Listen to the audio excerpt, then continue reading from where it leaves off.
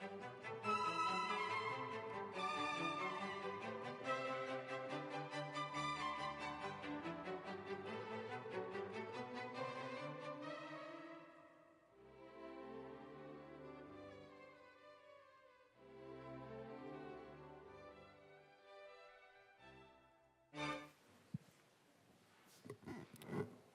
House will come to order.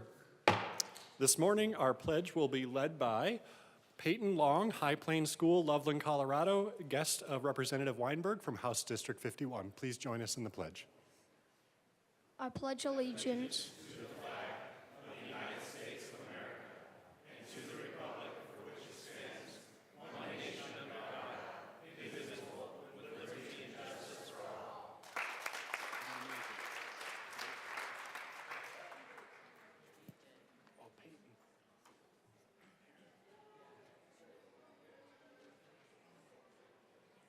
Mr. Schiebel, please call the roll.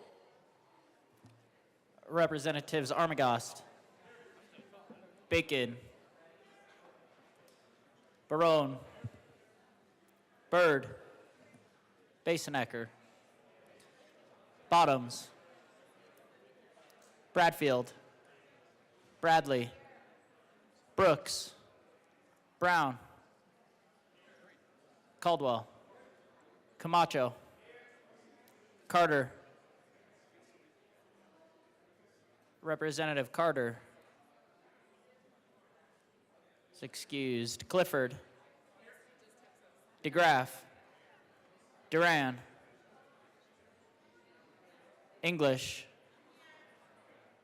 Espinoza, Ferre,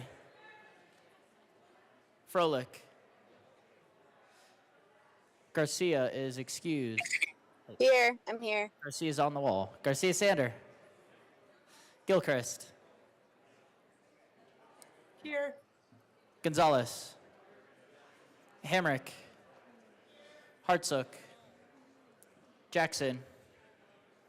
Johnson. Joseph. Kelty. Leader. Lindsay. Lindstead. Luck, Lukens, Mabry, Marshall, Martinez. Here. Morrow is excused. McCormick, Pascal, Phillips, Puglisi, Richardson, Ricks, Representative Ricks. Excused. Rootnell. Ryden.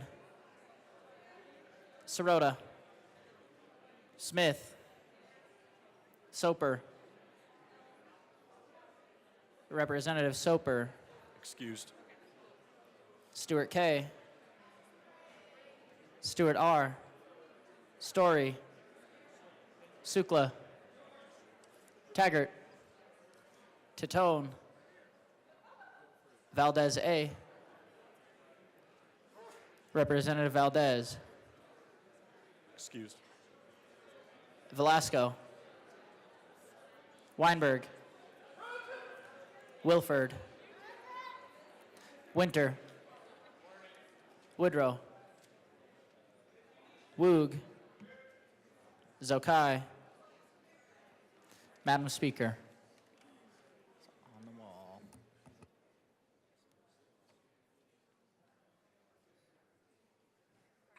Here.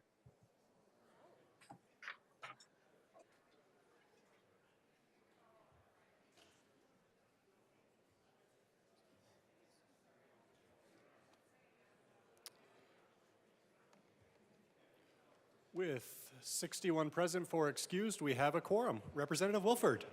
Thank you, Mr. Speaker Pro Tem.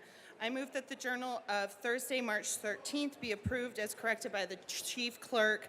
I know everybody's going to vote no. I'm going to vote no too. Thanks. You have heard the motion that the journal be approved as corrected by the Chief Clerk. All those in favor say aye. All those opposed, no. Well, the motion is indeed adopted. Members, our next order of business is third reading. Please find your seats.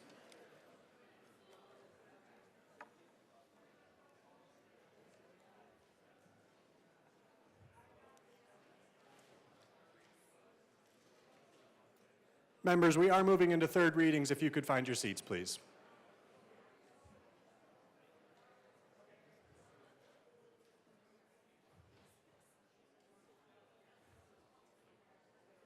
Mr. Shebo, please read the title of House Bill 1169. Oh, don't you have to read the title first? Oh, sorry. Madam Majority Leader. Thank you, Mr. Speaker Pro Tem. I move to lay over House Bill 1169 until Monday. So moved. House Bill 1169 will be laid over until Monday. Mr. Shebo, please read the title of House Bill 1238. House Bill 1238 by Representatives Joseph and Camacho, also Senator Kipp, concerning requirements for gun shows. Madam Majority Leader. Mr. Speaker Pro Tem, I move House Bill 1238 on third reading and final passage. The motion before us is the adoption of House Bill 1238 on Representative DeGraff. Thank you, Mr. Chair. Just one more appeal. I mean, everybody did pledge allegiance to the flag this morning, the United States of America, to the republic for which it stands, one nation under God, indivisible.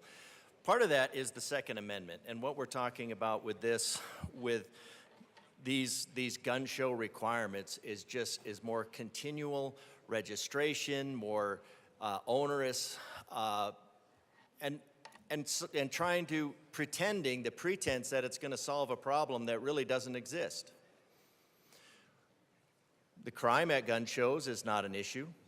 The crime on the streets is an issue. Until we solve the actual issues, we need to leave these periphery things alone. Requiring a gun show to have surveillance and maintain that surveillance for months on end, just creating a surveillance state.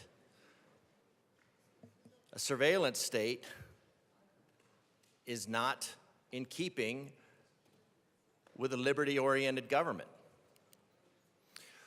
We're talking about multiple registrations, IDs. You know, we're talking about age restrictions. Identification required. Let me see your papers. Over and over again. So this is a bill of good intentions.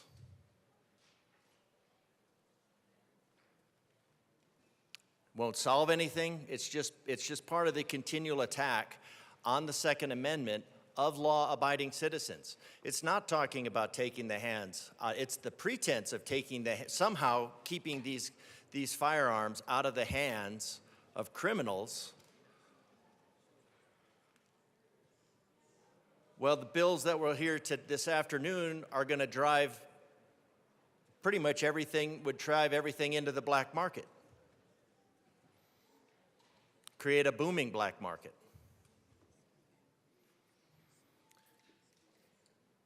So when you're looking at the second and third order effects of this, as we've discussed, I don't think we can say they're unintentional. We can't say they're unintended. Now, I don't know what the motivation for those intended consequences are. But we're talking about imposing fees, taxes, identification required, all to exercise fundamental rights. It's a bad idea. Colorado has lots of problems. We're $4.5 billion in the hole, looking to add more. And how much time are we going to spend on violating the Second Amendment rights of the citizens of Colorado? And the Second Amendment rights of Coloradans protect all the other rights of Coloradans. So when you come after the second, everybody knows you're after the rest.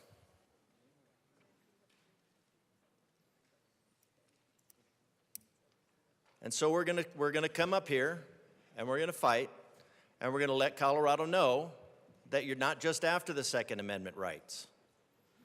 You're after the first, second, third, fourth, fifth, sixth. All of them. 13, 14.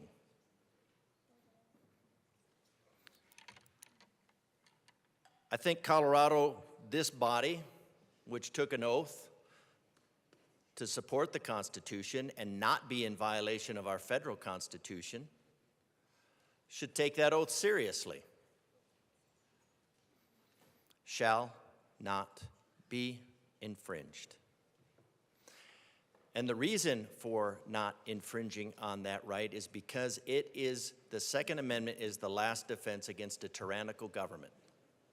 And when you attack the Second Amendment, what you're saying to the people of Colorado, what they should hear is we want to create that tyrannical government.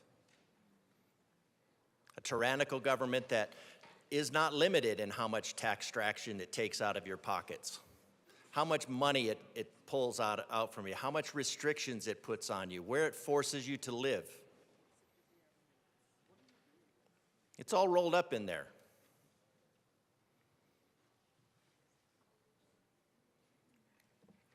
It's a bad idea. You took an oath to support the Constitution. Shall not be infringed is the Constitution. It's in the Bill of Rights. So I'm curious how all of these bills of infringements don't violate the oath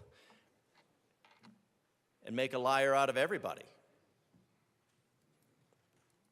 I ask for a no vote on this bill and all other bills of infringements on our entire Declaration of Independence and Constitution. Representative Weinberg.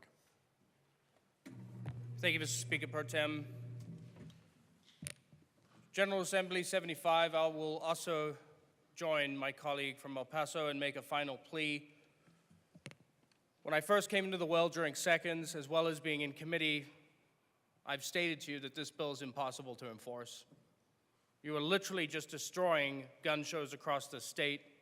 The city of Loveland itself holds multiple gun shows, and you are effectively spitting on my city. I do not understand why we at this point have to come after the businesses. And I start mulling it through my head over and over and over again. Why? And I believe I've come to the conclusion that when you put this to the people for a vote, they vote it down, and you don't get what you want. So what's the next best thing to do? You take over the gun shows, you take over the businesses, and you stop the sale of firearms in our state. House District 51, the city of Loveland, is against this bill, and I urge a no vote. Representative Caldwell. Thank you, Mr. Speaker Pro Tem. Joining my colleagues, I do rise in opposition to this. And as I said on second reading, I think this is a solution looking for a problem. One of the things that we kept bringing up is, like, just show us why this bill is required. Show us the instance that brought this to the attention of the bill sponsors and gives us at least some kind of justification of why this is needed. And we didn't hear a single thing. And I did quite a bit of research on this because I kept bringing up that issue. And I went back, I think, 20 plus years and didn't find a single incident in a Colorado gun show where this was a problem at. And I know the bill sponsors had raised some concerns, and they said, well, you know, there's been guns stolen out of cars and parking lots and things like that. And, okay, but that's already a law that this legislature passed pretty recently. It's already illegal to break into a car, whether it's at a gun show or not, and steal the weapons out of there. And we've taken it even a step further and saying you have to have it locked up. So, you know, again, it's a solution looking for a problem that doesn't exist. And it does feel like an attack on the Second Amendment because it is specifically related to gun shows. And I just, as my colleague from that one city, Loveland, said, that if you put this on a ballot measure, I think people would look at it and go, what? Like, I haven't heard about anything at a gun show recently. Why are they doing this? And not only that, it puts so many new requirements on gun shows, many that they already follow, but additional requirements. And the punishment is losing your ability to host a gun show for 5 years. Now think about it. how many companies do you know that host gun shows? There's only a handful of them. There's only one off the top of my head that I can think of that has been around since 1964. And there's a lot of moving parts here. And if they have one violation, they could potentially not be able to do this for 5 years, which again would effectively kill the gun show industry in Colorado, which is very prevalent. I mean, if you look up one gun show vendor in particular that is very popular here, been around since 1964, they have a full calendar. I mean, they are constantly doing gun shows year round around here, including down in Colorado Springs, where I live at. And so I don't see why this is needed. I don't see where the problem was to bring this forward to begin with. And it feels like another attack on the Second Amendment. So I strongly, strongly urge a no vote. This bill is just, it's not needed. So thank you. Representative Kelty.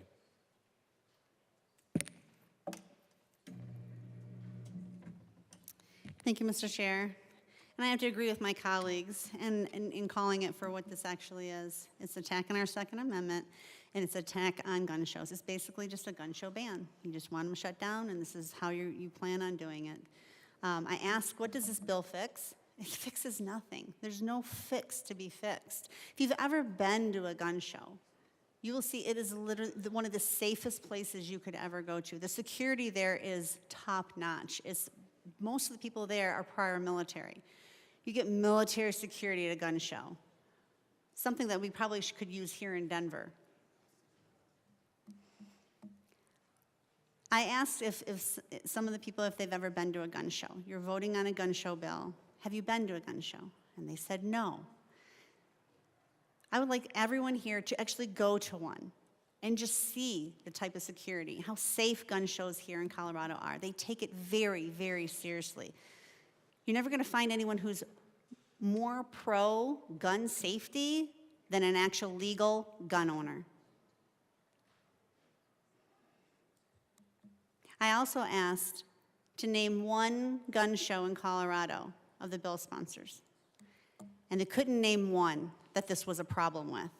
So you got a bill that's not going to fix anything. You have a bill that addresses a problem we don't have here in Colorado.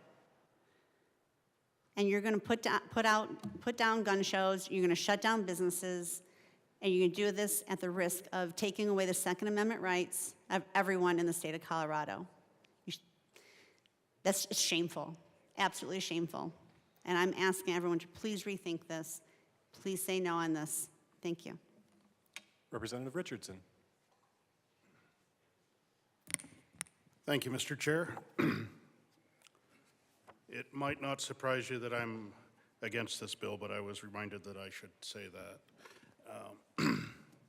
I'd prepared these remarks for last Friday, but was called out to serve on the State Property Tax Commission, a group that's actually trying to save dollars for folks and help Coloradans. So I wasn't able to speak to the bill itself when it came up on seconds. I wish I wasn't speaking to it on thirds. I wish it had died as it should have appropriately on second reading. But it's great to be here on a chilly Friday afternoon debating what's right and good for the people of Colorado. Today we have an opportunity to do something right, to do something good, to actually recognize that our first role as a legislature, as a government, is to protect the rights of our people, not to abuse them. So it is an honor to stand before you as a fellow Coloradan who understands the struggles we all face. I want to share with you my thoughts and a few stories I've heard throughout the district. 7 great counties in the Eastern Plains, and if you got nothing to do this weekend, I suggest you go out and visit them. You might see a different part of Colorado, and one that you could fall in love with as well. But before we dive into the details of 1238, I want to share a quick story. Last week, I did speak with a small business owner in the district, a hardworking man who's put his life savings into a family-owned store. It's a small business. He does sell firearms. He's never asked for a handout, never depended on the government to succeed. But within the increasing burden of regulations and mandates, he told me he's unsure if he's going to be able to keep his doors open for another year. Specifically, he said, it's like they don't want people like me to survive. That's the reality of bad policy. That's the reality of government overreach. And that's exactly why we must stand against this bill. It's another example of let's fix a problem that probably doesn't exist, really hasn't been articulated. But we're trying to do something, so we feel like we're important, or we're doing something. We're legislators, so we must legislate, apparently. But for those of you who might not be familiar, I think you are, but there wasn't a lot of discussion from the other side of the aisle, so we'll make sure folks do understand the bill. It proposes regulations for gun shows within our state. On the surface, it always sounds well-intentioned, like it's enhancing safety, but let's look a little closer at what it really means for Colorado's families, businesses, and freedoms. The bill introduces strict requirements for both gun show promoters and vendors. Promoters have to submit security plans to law enforcement, obtain liability insurance, enforce safety measures, and post specific notices at gun show venues. Those all sound sort of reasonable, but they also sound like things that are probably already done. In most cases, they are already done. Vendors must hold federal and state firearms licenses, certify compliance with state laws, I guess generally prove their innocence, or be found guilty, which is really backwards, and follow detailed storage and display regulations. Failure to comply results in harsh penalties, misdemeanor charges for both promoters and vendors, with repeat offenders facing bans from participating or organizing shows for years. These aren't measures that are just about oversight, they're about control. We are supposed to be a government of the people, by the people, and for the people. We're supposed to be enabling individual greatness, not dictate lives for some mythical greater good. We can't sit here and decide what the greater good for individuals are, but we continue to try. So let's talk about another family I recently met. Thank you. They run a small cattle operation, passed down from 3 generations. Government policies like this bill and others like it add restrictions, red tape, and more expenses. Their costs keep rising, not because of natural market forces, but because lawmakers in Denver seem to be more interested in controlling their livelihood than supporting it. Just like in agriculture, this bill threatens small business owners and independent vendors who rely on gun shows to make a living. The added cost of compliance, liability insurance, and burdensome regulations will drive small vendors out of business.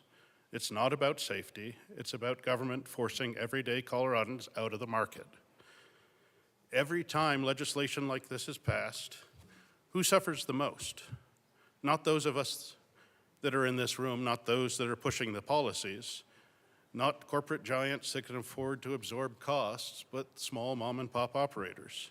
It's the middle-class family, the single mother working 2 jobs, the young couple trying to buy their first home, the seniors on a fixed income. It's the farmers or ranchers whose land has been in their family for generations, but's now drowning in compliance costs. It's the people we're supposed to be serving, and quite frankly, we're ruining their lives and their livelihoods with bills like these. This bill will drive up the cost of those who legally purchase and own firearms, restrict their ability to buy from trusted vendors, and ultimately limit access to legal firearm ownership. Meanwhile, criminals who already ignore the existing laws, and we talked about the laws that are already in place that address the few incidences that may have been brought up that seem like they might be a problem at gun shows, they're going to continue to operate outside the system. The government doesn't create wealth, it only takes it and redistributes it. In this bill, it just takes more from the people who can least afford it. This isn't justice, it isn't progress, it's not freedom, and it's not what I was sent to this building to do. During my campaign, I recall talking to folks who had moved to Colorado from California, and those aren't hard to find around here, but there are fewer of them out in the region that I represent. But he said he left that state because of policies like this.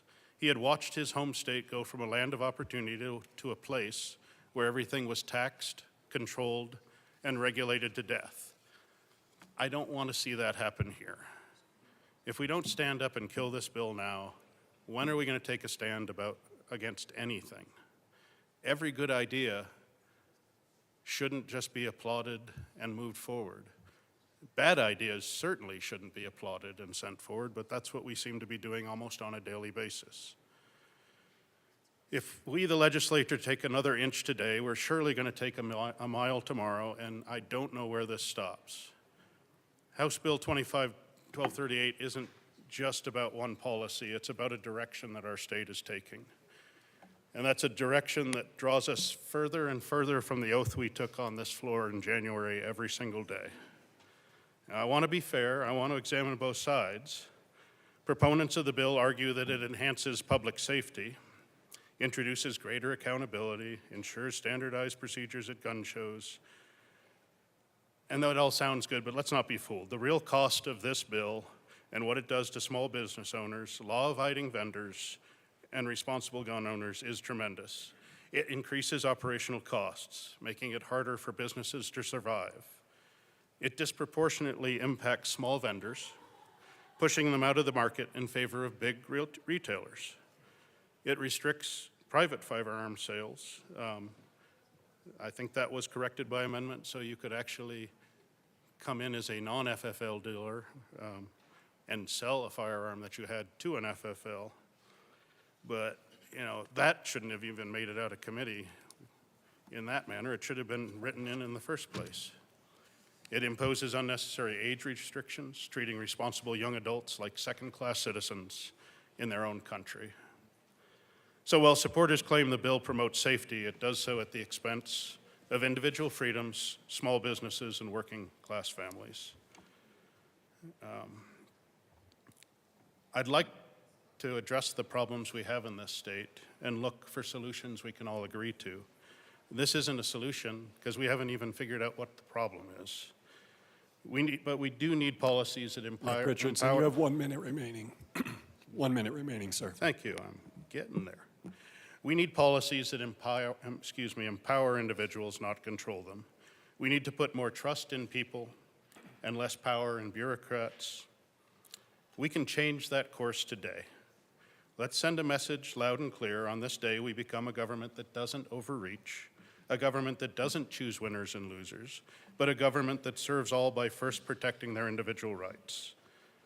I would ask everybody in this chamber to vote no. Vote for freedom, vote to protect businesses, vote to protect our citizens' rights. Let them protect themselves from dangers. That's what we are founded on. So, we can do this very simply by just voting no today. Just push the red button. I know we always seem to push a lot of green buttons, especially on the other side of the aisle. Try the red one. It's refreshing. Your time has expired. Just vote no, and let's end this. Thank you. Representative Bottoms. Thank you, Mr. Speaker Pro Tem. I think this is a horribly egregious bill, but I do want to slightly amend or maybe correct something that my friend and colleague from El Paso County said a little bit ago. He said that this is a solution looking for a problem, and then he said there is no problem. Well, let me address that from the other side. If the problem is people own guns and we don't like that, if the problem is people buy guns and we hate that, then this is the solution, because this is a gun grab. This takes away these gun shows. It makes them, it's going to shut them down. And that's, in my opinion, that's the reason behind the bill. This is the problem. We don't want anybody being able to protect themselves. We don't want anybody being able to protect themselves from the government. We don't want anybody being able to protect themselves from some kind of assault. We've seen this with pushing limits up to 21 years old on a couple of different issues. This takes it out of the hands of the people to be able to protect themselves, specifically like 19-year-old girls. This is the same way trying to build video registries through this bill, and that's what it'll do, is video everybody that is buying something at a gun show. Now, I don't think a lot of people are concerned with whether they're being videoed because they buy a dragon or a flag from a gun show. But gun owners are very concerned when you try to video them buying guns. Why? Because that's an infringement. It's nobody's business if they buy guns, whether it's a gun show, gun shop, from a friend or anything else. It's nobody's business. It's nobody's business in this room, and this bill is trying to get into individual people's lives and make something that is not their business, their business. This is wrong. It's against the Second Amendment. It's an attack against freedom. It's an attack against people, and it's literally trying to shut down gun shows. Why? They don't like guns. And so they're willing to put out major business owners. They're willing to put them out of business. Why? Because they have an ideology that goes against the Constitution. And they say, well, this bill will make things safer. This bill will not make anything safer. Only thing it does is attack the Second Amendment. Now, if you don't like the Second Amendment and you think the Second Amendment makes us unsafe, then you have a constitutional problem, and you also have a problem with the oath you took in this room. The Second Amendment is the Constitution. We're supposed to support and defend the Constitution. The Constitution does not make us unsafe. It is the right to defend myself specifically against a government that would accept these kind of bills. And then secondly, from people that would try to assault me. And so this is a horrible grab. Now, I mentioned this a few weeks ago on a different attack against the Second Amendment, but let me remind you, in case you're missing this, the number one demographic that is growing right now at very high rates, exponential rates, that desires to own a firearm, and a gun show would be where you would be able to buy one, is females between 18 and 25. That's the number one demographic, but we're telling them no. And we're actually telling them that it's safer if you don't. Well, there's a lot of women that would strongly disagree, having been assaulted in a lot of different arenas, because they did not have the ability to defend themselves and even the odds between a male. So we can continue to run these things, but I think it's very beneficial for the public to see that the demographic is 18 to 25-year-old females, and they're saying, please let me defend myself. We need to reclaim Colorado and pull it back from these attacks. Enough is enough with this. We have to stop this. We have to stop the attack on the people of Colorado. We have to stop the attack on the Second Amendment. We have to stop the attack on the freedoms of people in Colorado. We've got to reclaim Colorado from this miry pit that we've slid down into. This is a bad bill. It's an egregious bill. It's an attacking bill, and I strongly urge a no vote on this bill. Representative Johnson. Thank you, Speaker Pro Tem. Coming before today because I'm really confused. We're here to serve the people, but government is telling people how they need to live. We are here to be the voice of we the people, a government by, for, and with the people, but government is telling what they can and can't do. We say the pledge every morning, we swear an oath to the Constitution, and let's just be blunt. All of these bills, this bill, is taking away our Second Amendment right. Why are we beating around the bush? That is the end goal. Why don't we just come out and say that as a body instead of playing the game, putting the wool over the people's eyes, and saying that we are not only going to attack the constitutional right, we also are a state that does not value small businesses. We are chasing economic drivers, small businesses out of the state left and right.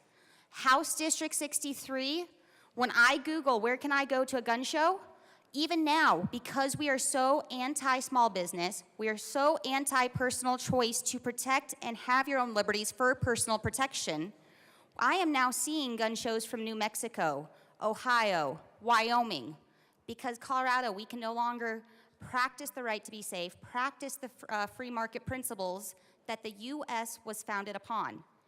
We are a nation of freedom. I have difficulty saying we're a state of freedom at this point when I go back and look at my constituents in the face.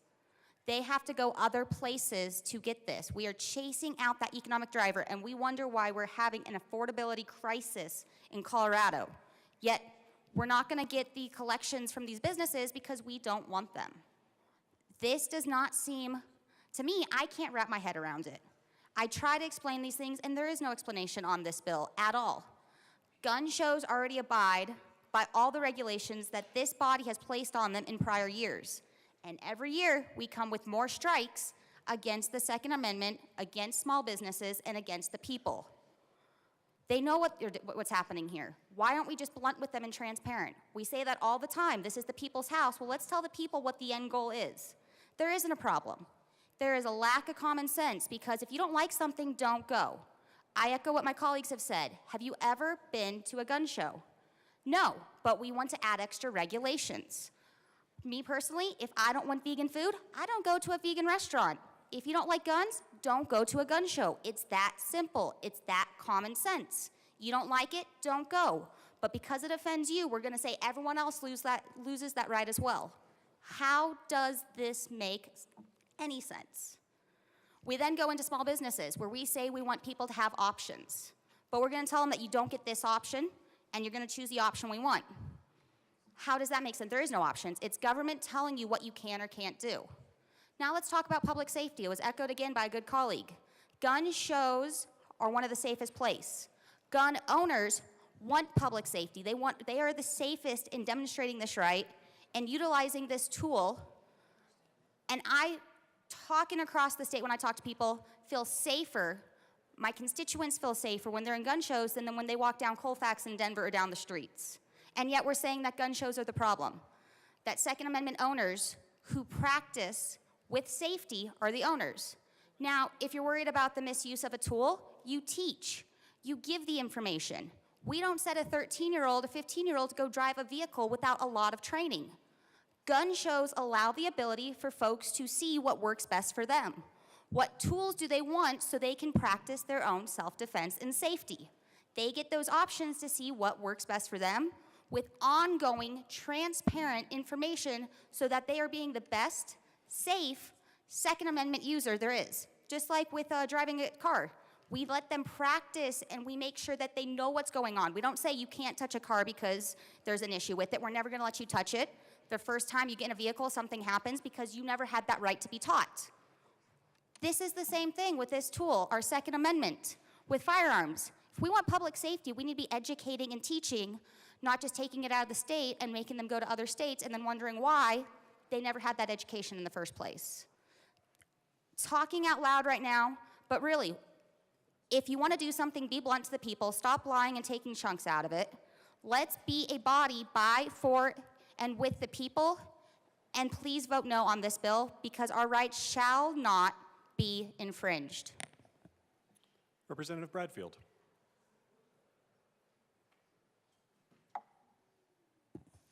Thank you, Mr. Chair. I come forward here today. I'm very proud to represent the people of House District 21. And that would include all of the men and women that serve at Fort Carson. I can tell you that ever since this bill went across the desk the first time and people could read a summary and then the text of the bill, my telephone and my email has been, quote unquote, blowing up with constituents asking me to vote no, as if I ever voted yes yet for a gun bill. And I'm just going to stand right here, look at the camera, tell you, citizens of House District 21, you can guarantee that I will be a no. Thank you. Representative Garcia-Sander. Thank you, Mr. Chair. I'm just one voice, just one vote in this House of 65. And every day I ask, does it matter? Does it matter if I come and talk at the well and hopefully somebody will hear me?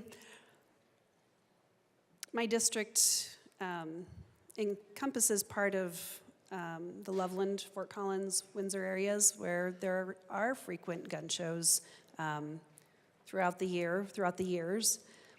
And I heard from my district's constituents, and I'm just wondering if you heard from yours. I got hundreds, if not thousands, of calls and emails.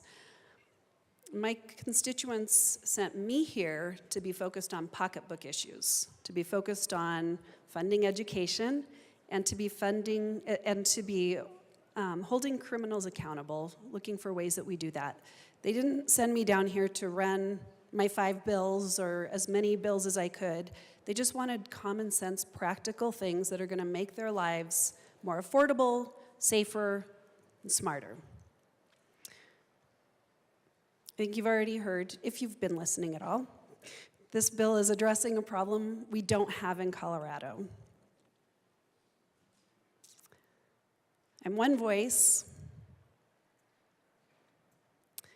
I represent House District 65, and we want to be heard. I'd just like to go on record saying that the citizens of House District 65 don't want this, and I encourage, on their behalf, I encourage a no vote. Thank you. Representative Barone. Thank you, Mr. Speaker Pro Tem. Of course, it's no surprise I'm also against this bill. I know a lot of the comments from my fellow colleagues here on this side of the aisle have been all pretty much the same, but I also shadow those comments, and I like to add a little bit more. I go to gun shows a lot. I take my kids, I take my wife, my family. Those are some of the nicest people you will ever meet in your life. Every single one of them. They are happy to be there because they are practicing their Second Amendment right. It's also a hobby. It's also a sport. It's also how they put food on the table. It's nothing evil in that building, nothing evil in that room. I will make myself heard here today. I see this as one more step towards what happens in what has been happening in Mexico. In Mexico, they took away the rights of the people to own their guns. Who has the guns in Mexico? The cartels, the evil people, the police, who most of them are in the pockets of the cartels. A lot of those people live in fear every day because of that. Not because they can't have guns, but because the evil people have the guns. That's one of the main reasons why a lot of those people are coming this way. Because of the fear that they live of the evil people having the guns. This is what I see happening here, at least in this state. When I see all these gun bills coming forward, I always think to one phrase that El General Emiliano Zapata said very long ago. He said, "Prefiero morir de pie que vivir mi vida arrodillado," which means I'd rather die on my feet than to live my life on my knees. Significa que es mejor morir luchando por la libertad y la dignidad que vivir sometido sin libertad. Translated means, I'd rather live fighting for freedom and dignity than to live asking for liberty. We are already given liberty in this country. We're given liberty in this state. This is one more small step towards taking that away. This is uncalled for. This is wrong. And that's what the people of my district voted me in for. They voted me in to protect their rights, to protect their liberty. I don't want this state, I don't want this country to become what Mexico is. I'm proud of Mexico. I'm proud of where I'm from, yes. The way it's being run, the way the people are acting there is not something I'm proud of. And a lot of people that come to this country from there can say the same thing. I can. My family can. This isn't right. This is taking it too far. Like a lot of my colleagues say, this is a solution looking for a problem. It truly is. There's no solution. There's no problem to fix at this point, at least with the gun shows. I urge a no vote. Representative Sukla.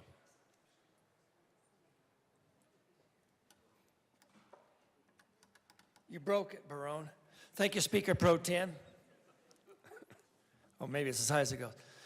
So I represent District 58. That is 8 counties. I'm going to start with the first county. The first county, I'm going to start from all the way to the west on the Arizona-Utah border, which would be Montezuma County.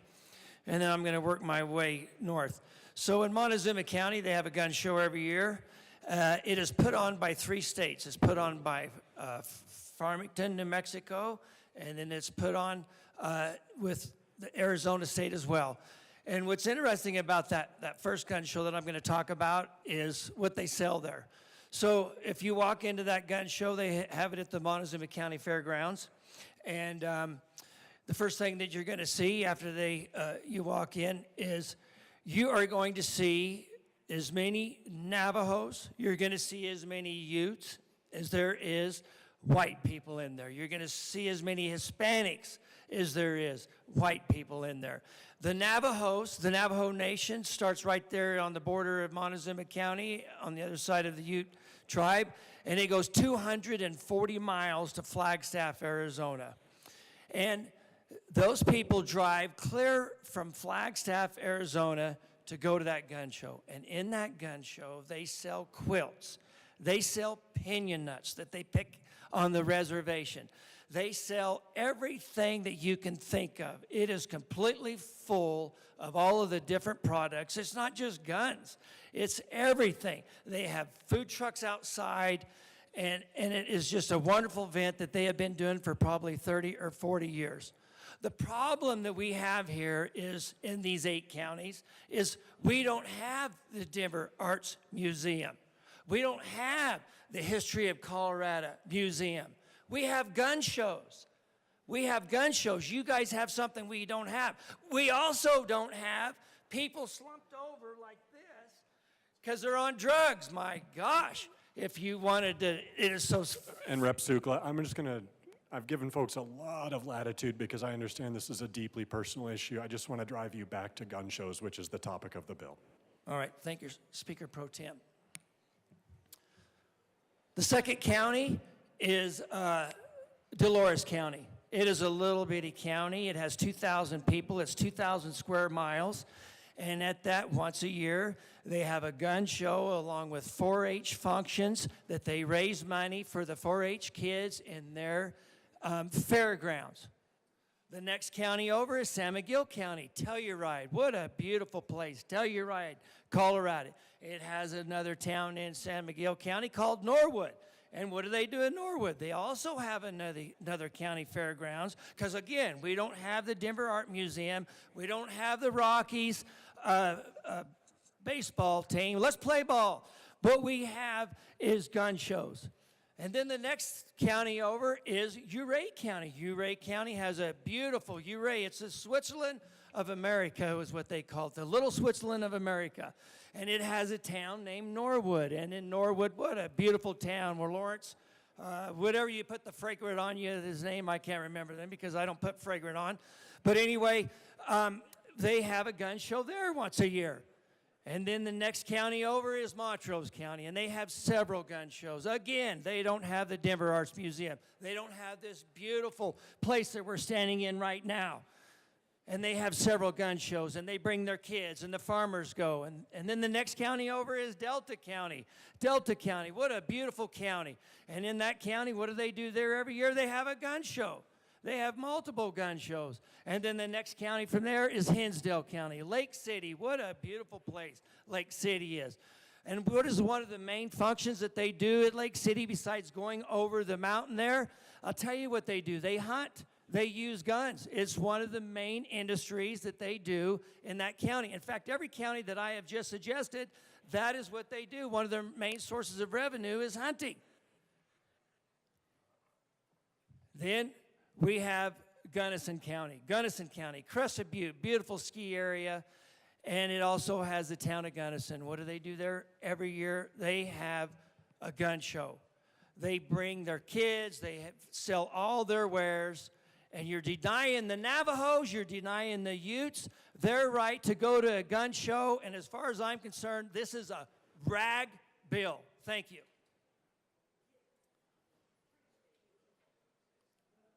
Representative Hartsook.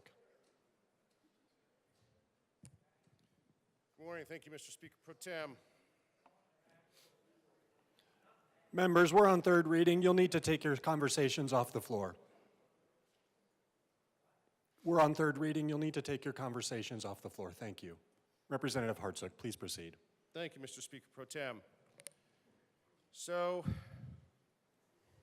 this piece of legislation, the opening line in the legislative declaration says, gun violence remains a significant threat to public safety. Well, I will submit violence remains a threat. Guns are inanimate objects, just like a knife, like a car, like any other tool that we use. But let's talk about the businesses that make tools. All kinds of businesses make a variety of tools out there. People hold FFLs for a variety of reasons. Some of it's to buy and sell weapons. Some of it so they can manufacture. Some of it so they can modify. Some of it so they can have a small business, which usually is a one-person shop, because they're really good at what they do. And people will come to them to fix their weapon, modify their weapon, improve barreling, rifling, sighting, whether you're competition shooting, hunting, all of these things. This is what they do from a small business perspective. Just like any other small business, they found their little niche. That's the American dream. American dream is to have your own little small business. Maybe it grows to become big. If you're one of the big sporting goods stores and gun stores, you don't have a problem because you've got income from a lot of sources. If you're that single person, and I have several friends that is what they do as a side business. They have an FFL, they have other jobs, but they have an FFL because they really enjoy it. One guy is absolutely brilliant at designing weapons. He's designed them for major manufacturers out there. He's been to gun shows all over the country. Goes to the ones up here in Denver, or used to fairly frequently. Without fail, every single person that I know that has an FFL and small businesses that are in my district that are gun shows have all talked about the detrimental effect it will have on their revenue stream, on their ability to go out there and solicit business and conduct business. Not only does this bill infringe on the Second Amendment, but it directly impacts and will likely destroy several small businesses. Many of them have said they can no longer afford, with the impending fees, taxes, things that are coming down, how they're going to keep doing business. That's the net result. The net result is that these small business owners, these one-person business owners, are going to go out of business because they can either no longer afford to fight the regulations, it's not cost-effective for them, just like in any business. If we continue to drive them out of business, that is hurting small businesses. And that's the direct impact to them. What about the second and third order effects? What about the other businesses where they get the springs from when they order for doing manufacturing? The other parts when they put weapons together and they build custom pieces, sometimes for auctions, sometimes for competition, sometimes for show, sometimes because people want to order something and they want to hang it on their wall. There's a fair amount of money that they can make doing that, and they enjoy it. And where do they go? They go to gun shows because there's a huge number of people there that they can trade and network with and do business with. And we're now putting all these requirements in here for gun shows and small businesses that are going to have to foot that bill. And there was lots of businesses that went there that had nothing to do with needing an FFL, but it was another place to do trade. This is how the United States used to do a lot of trade in these small towns, is they would go to small areas and they would trade. Whether it's guns, or anything else because there's a huge number of people that are there. If you're a business owner and you're looking for a place to market your wares, whether they're weapons or not, gun shows are a great place to go because there's a lot of people. And you know what? They get hungry, they get thirsty, and they like to look at buying different things. Gun shows are for them that opportunity. And yet we're now saying, nope, we're going to impact small businesses. We're going to infringe on the Second Amendment. We're going to increase your costs. Many of them are going to go out of business because it becomes too expensive. It becomes too onerous. And yet we have done nothing, absolutely nothing, to address the issue of violence, mental health. And that's your opening statement in this bill. And it lays it at the feet of an inanimate object. That's got to be the most ludicrous thing I've heard. Guns do not commit violence. Cars do not commit violence. Knives do not commit violence. It is the individual that is wielding the tool. And to penalize the small businesses and the people that go to the gun shows is ludicrous. The bill is rife. Talks about preventing illegal actions. We've got countless laws on the books. Maybe we should look at funding more law enforcement to enforce illegal actions out there instead of writing more laws. We don't need more laws to stop good business owners, good people from going to trade shows. We don't need more laws to increase their costs on small businesses. We certainly don't need more laws that infringe on the Second Amendment. I would urge a no vote. Thank you. Representative Bradley. Thank you, Mr. Speaker Pro Tem. I'm going to go back to what I originally asked the bill sponsors because this was brought by Boulder County. And so my question again was, why then are the county commissioners not regulating what's happening in Boulder County? And I'd hesitate to say that the horrific shooting that happened in Boulder County was not linked to a gun or ammo bought at a gun show. And we keep regulating these guns, gun owners, and we're not tying it to any statistical evidence, and they're going to keep happening because we're not getting to the root of the problem. I'm wondering if you considered the other counties, and you didn't. We come up here, we stakeholder, except the people that actually matter. We can sit everyone down who's in favor of the bill, but the people that aren't in favor of the bill, and you hold them out of the conversation, that's not actual stakeholding. Actual stakeholding is sitting everyone down at the table and talking to each of them about the problems they might have. Small business owners, FFLs, people that are actually in this arena. But they're okay. We don't care if they close. They're going to continue to close. We don't care. We're going to keep them out of the conversation. One county wants this. Numerous other ones are doing it right. We actually prosecute crime. We don't have high crime rates in Douglas County, but we're going to make those people pay instead of just local control. We tend to forget what local control is unless it benefits us. Douglas County doesn't need this, and I don't understand why we keep usurping the governance of the people in local control, again, that we elected. We elected our sheriffs, we elected our county commissioners. They can be doing this if that's a problem in their district. We don't have to keep regulating what the state does. But when government is your God, that's what happens. Your county does not trump my county. You should have brought Douglas County to the table and seen how Tanner gun shows in my county are very safe and family friendly. Fierce patriots that love God and country, that just want to defend themselves in a state that is out of control in crime. And to sit here and say that it's not is a disservice to the people of Colorado.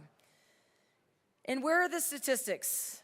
I'm a statistic girl. Every lobbyist in here knows that I like to see the numbers. So I'm going to tell you what the numbers are for all of those listening.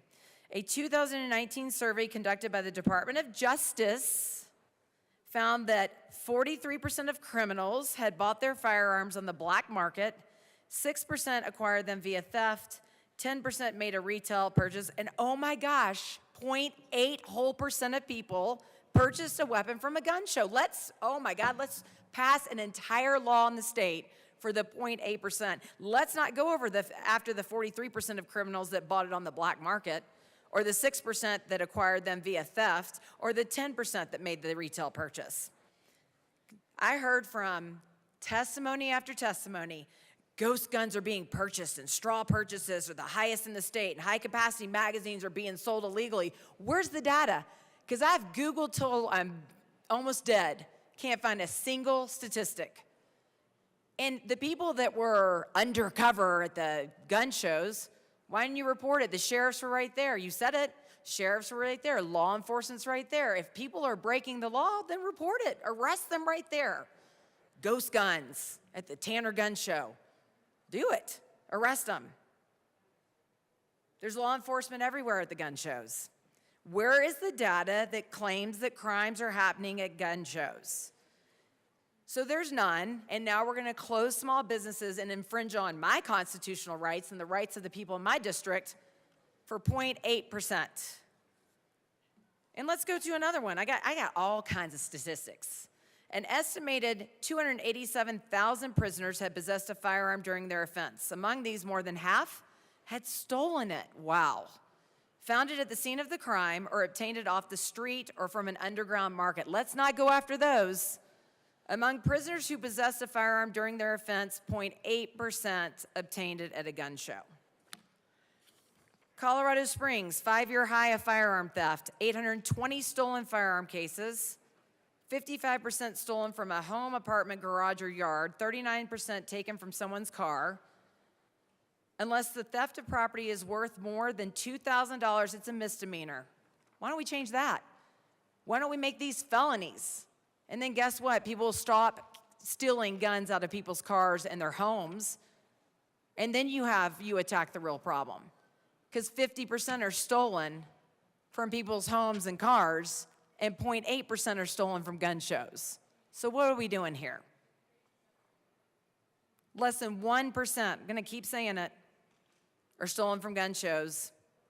You can't tie any crime to these gun shows, but we're going to pass a law just in case. This is another gun bill aimed at law-abiding citizens while doing zero to curb the violence in our state. Zero. We're the third least safe state. We're the fourth highest in rape. We're the 10th highest in trafficking. And we're the 8th most violent state. And what is this bill going to do? 0.8%? Ooh, scary. Law-abiding citizens in all of our districts are tired of gun regulations while watching crime soar in Colorado. And to sit here and say that it's actually decreasing is a slap in the face to the people of Colorado. Businesses are closing, restaurants are closing, and this is an attack against our freedom and our rights protected by the Constitution. It's an attack on law-abiding gun owners who have abided by your horrific regulations with zero evidence to support them.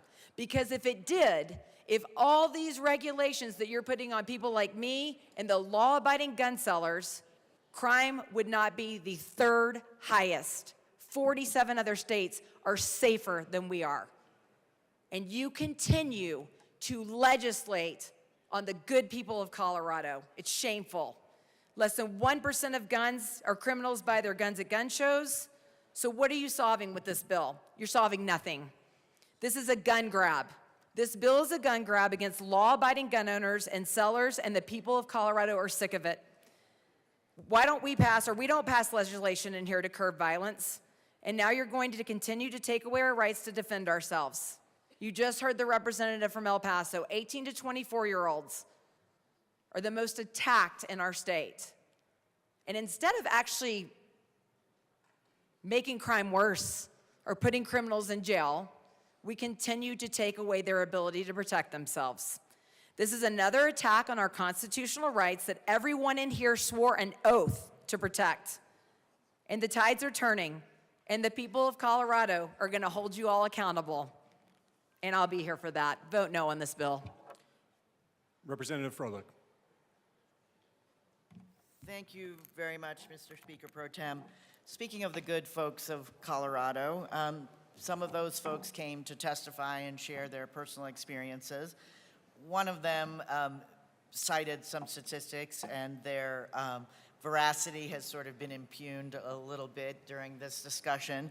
So I just wanted to read a letter that they have from the chief of police that says, I apologize for the delay in response, but I had to track down some information for you. As far as the firearms reported stolen from a motor vehicle associated with the gun show in Aurora, that number is 16. Ron Thomas, Chief of Police, Denver Police Department. Representative Brooks. Thank you, Mr. Speaker Pro Tem. I like stats. Stats are good. We've just had a couple of rounds of stats. It's actually my second favorite subject in college. First one was football. Roll Tide. Happy Friday. Yeah, I am going to, like my colleague, I'm going to list every single county and go through every single one that I cover. Fortunately, though, it's one. It's not 8. Honestly, the reason that I came down here is because I was moved by what my colleague, Larry Don Sukla, Representative Sukla, had to say. I was in committee last night, and it was to be fair, we were hearing a very partisan issue. It's one of those where you walk in and you think, okay, this side's going this way, this side's going this way. It's pretty easy, right? I have to tell you that I really do enjoy sitting and listening to testimony. I've been in local government for a while, and I've always approached it from the fact of, maybe I'll learn something. The only reason I'm down here is because I was listening to Representative Sukla. I would have probably come down and say, hey, Douglas County says no, Castle Rock says no, we don't want to be part of this. Let us regulate ourselves. But Castle Rock is a little bit of an odd space in that we can talk about urban-rural divide, but that is Castle Rock. We kind of sit right smack in the middle of that. You have a town. It is a town, not a city. Thank you. A town of about 85,000 people. Restaurants, entertainment, all the things that my friend, my colleague, does not have in his county. But yet, in the morning at Douglas County, from Douglas County High School, and then, to be fair, from Castleview as well, you've got the kids that grew up as part of a family that were the original Douglas County, that were the agricultural hub, the agricultural soul of Douglas County. They get up early in the morning and they go to a ranch south of town to work their animals, to make sure that their animals are fed, make sure the animals are taken care of. I mean, they're up 4 or 5 o'clock in the morning to be able to make sure that they've got their animals taken care of before they then go to school in a very, to be fair, now urban part of their Douglas County. Castle Rock is the county seat for Douglas County by virtue of the railroad being right there.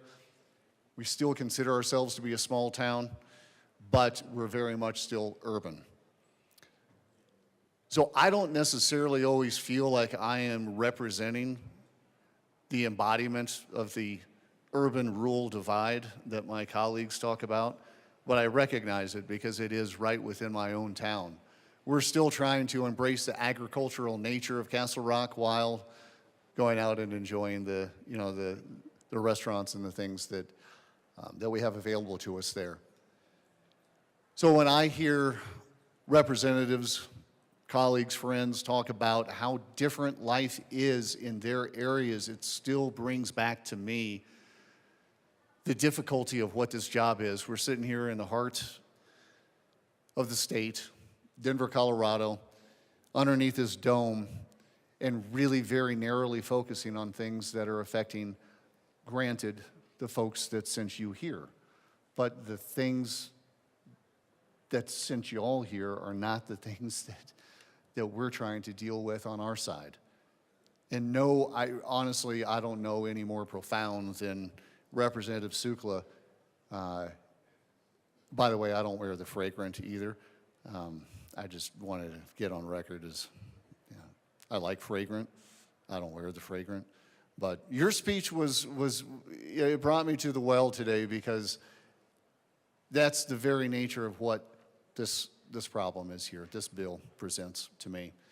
And that is that Douglas County doesn't want this, Castle Rock doesn't want this. I had both my colleagues from Douglas County precede me here in the well. They spoke statistics, they spoke other elements that show very clearly this is not for Douglas County. We have a very big gun show at the Douglas County Fairgrounds. It's only a couple of miles from my house. We don't want this, but I understand that it's going to be hard for me to convince you that carving out some of these districts, including Castle Rock, which would be seen as more of an urban area, is the right thing to do. But I cannot imagine why we are doing things that are affecting people across the state of Colorado that honestly have nothing in common. Their day-to-day lives have nothing in common. You're talking about a community center. Gun shows are a gathering place. That's a gathering place. It's part of the fabric of that community. That's where people go to be able to say hi to each other, that and like church, right? I mean, that's what they've got. Some would consider them to be the same thing in rural Colorado. It really kind of hurts me that, and I understand, you expect all of us to get up here and you expect us to talk about how this isn't the right thing for our districts, and you also understand that we're going to say, I want you to vote no on this because it's gun regulation, and that's not something that typically the Republican Party is all that enthused about. But I really would like occasionally, if we could, just listen and see if there's an opportunity to learn something from somebody like Representative Sukla, because his life is so very different from ours. I still represent a big agricultural area, yet his life is so very different from mine. And this is directly impacting him. And I know that sometimes it's seen as frivolity when we put up the amendment to say we want to exclude every single Republican district from these bills. I get how that's going to be like, yeah, there they go again. They're trying to just kind of protect. I really do think that there's something that ought to be considered with that. You know, some of these districts, this legislation is just not right for. It's just not right. You're talking about changing a way of life because we're uncomfortable with the way things are in Denver, Boulder, Aurora. Yeah, I'm not saying that there are not problems there, but I think that we really need to go back to what my other colleague from Douglas County said. We need to be fixing this with our commissioners. We need to be fixing this at the local level. We need to be putting pressure. We have the ability, we have the influence to be able to pressure our commissioners. And to be able to say, look, we need you to fix this here. Not necessarily under the gold dome. Not necessarily treading all over the way of life of some of our rural colleagues. We're still a cow town. You know, Castle Rock, here I am describing how we're still trying to embrace the agricultural nature. Colorado is a cow state. It's agricultural. Yes, I know we're sitting in the hub of commerce and the answer for everything. But yet, the vast majority of our state is rural, and we're ignoring that. Openly, willfully ignoring that and saying we still have the answers here, the answers that work for Denver, the answers that work for Boulder, those are the ones that fit best for the state. I disagree. I would ask us to occasionally, I bet Representative Sukla still has time left. He could come back up, talk about the fragrant. I would ask us to please listen to some of our colleagues that represent areas that are unlike ours. And naturally, I do ask for a no vote. Thank you. Representative Woog.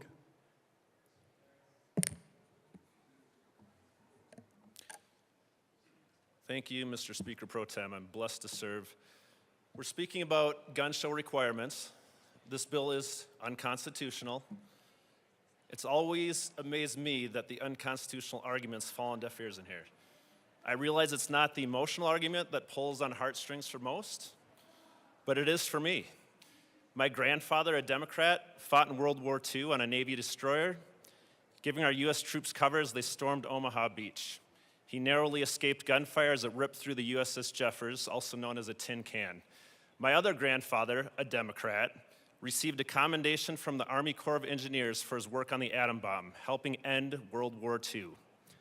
They believed in securing our God-given rights. They believed in our Constitution.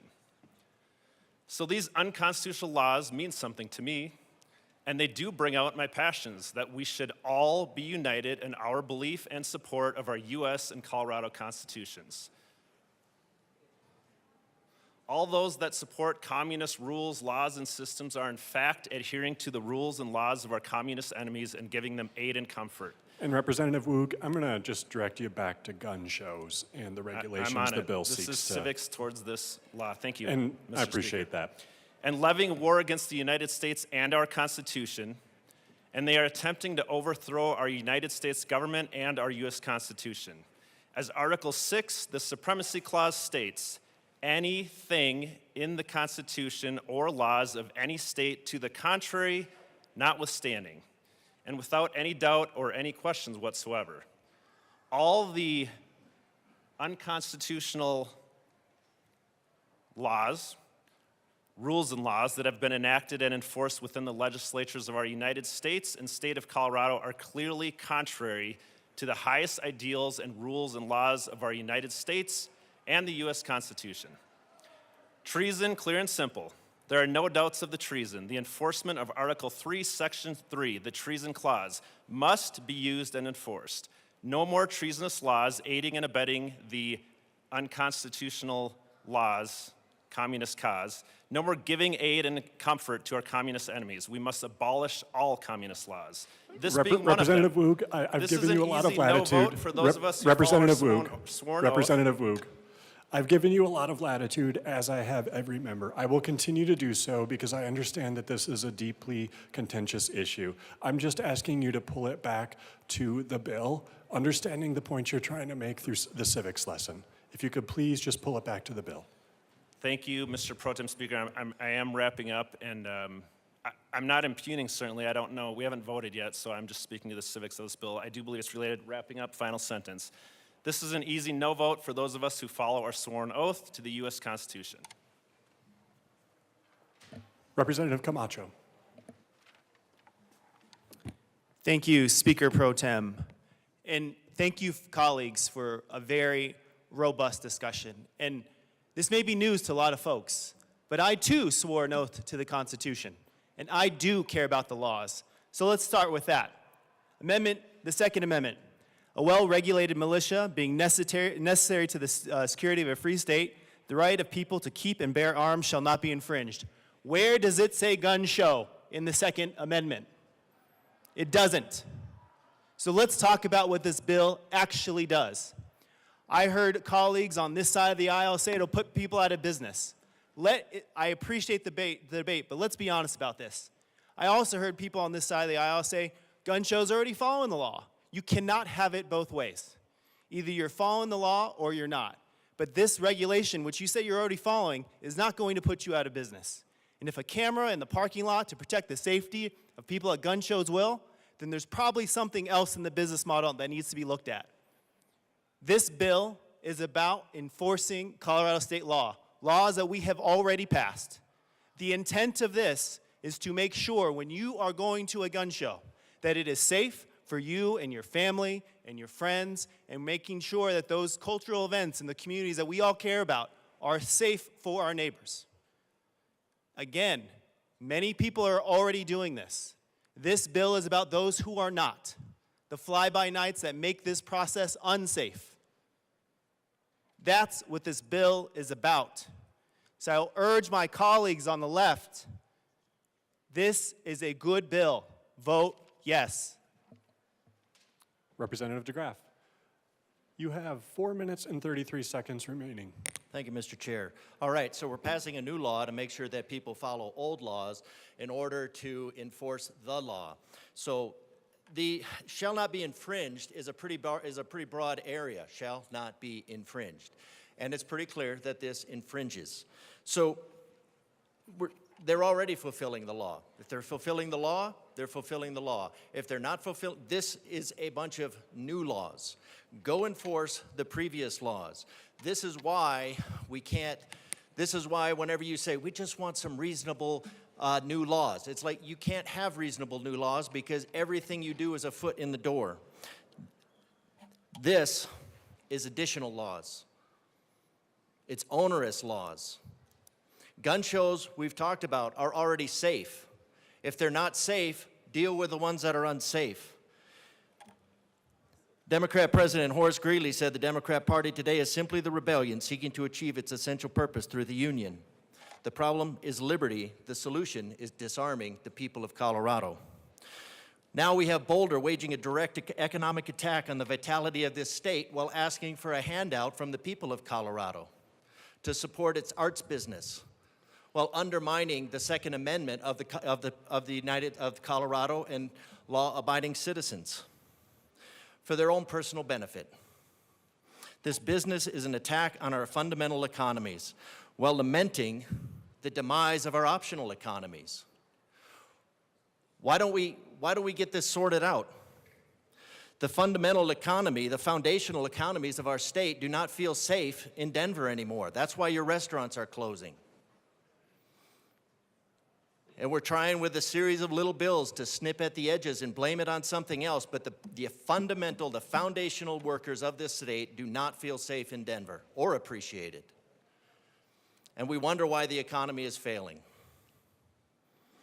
I've heard it said, I've heard it asked, how do people like you feel about people like me having guns?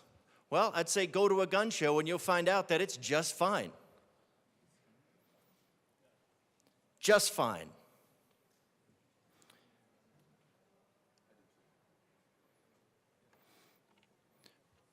We don't need new laws. We have plenty of laws. You want to reduce crime while releasing criminals. Criminals go right back out on the street with slap on the hand if they're arrested at all. That's how you deal with crime. Stop taking it out on the law-abiding citizens of Colorado.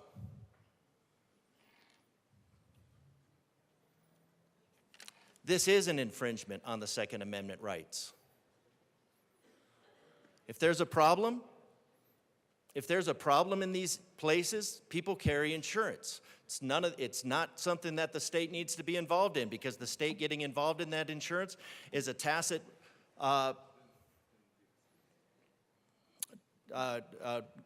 tracking. It's going to require tracking. It's something that we need to stay out of and away from. We need to get back to the fundamental principles. We need to protect the rights of the citizens of Colorado. You need to stop being the nanny state. We need to listen to history, because history is a warning from the future, and the history tells us that any unarmed people are slaves or subject to slavery at any given moment. You have 54 seconds remaining. Representative Soper. Thank you, Mr. Speaker Pro Tem, and it's an honor to serve with you. It's an honor to serve with you.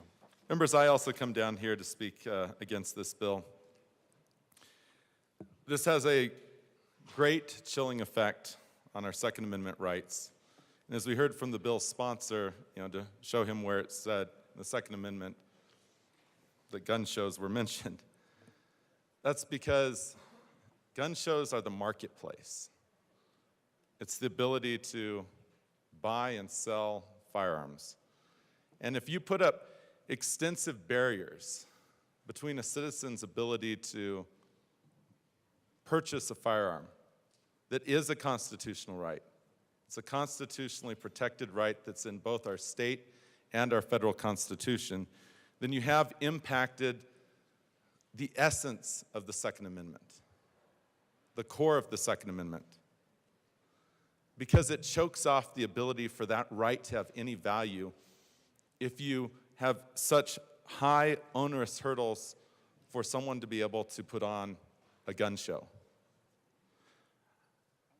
I share representation in Delta County with my good colleague from Montezuma County, and he's absolutely correct that gun shows are a tradition that occurs across western Colorado. I have never heard of thefts at gun shows, mass murders at gun shows. I've not heard of criminal activity coming out of those gun shows. There's plenty of security that exists, and oftentimes, as you're going up and down the rows looking at guns, you're probably going to bump into our county sheriff and our local police chiefs because they're there as well. I have never been to a gun show in which I didn't see a tremendous amount of law enforcement there because of their own personal interest. I see this as a solution looking for a problem. We have many other issues in our state. I would rather we get to the root cause of why there seems to be an endemic of people wanting to engage in violence. I think that's the real issue we should be looking at. We shouldn't be looking at how to choke off the ability for someone to engage in a time-honored pastime of sports shooting, or the ability to go hunting, or the reason why we have the Second Amendment, the ability to protect yourself and your family, and if called, the nation. We should be asking the question, why is it that our kids and our community members feel alone, feel suppressed, marginalized? They conjure up ideas that perhaps are not real, and then they exercise these demons by wanting to take another's life. We should be looking at how to interrupt that thought process. That's where our attention and direction should go. Not putting up barriers and frustrations for someone to be able to exercise a constitutionally protected right. I would ask for a strong no vote. Thank you. Representative Luck.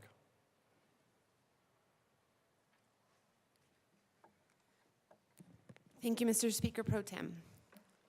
I want to start by thanking the bill sponsors with all genuineness, because both in committee and on the floor, you engaged. You engaged in the conversation, and I appreciate that, because that doesn't always happen, and it is helpful, especially when asking questions and getting responses. And it can be fun, too, so thank you. I also want to note, while talking on seconds, or actually also in committee, I highlighted in on a few key parts because of my background in planning events. I just want to go through some of these requirements so that we give meat to the bones that some of my other colleagues have laid.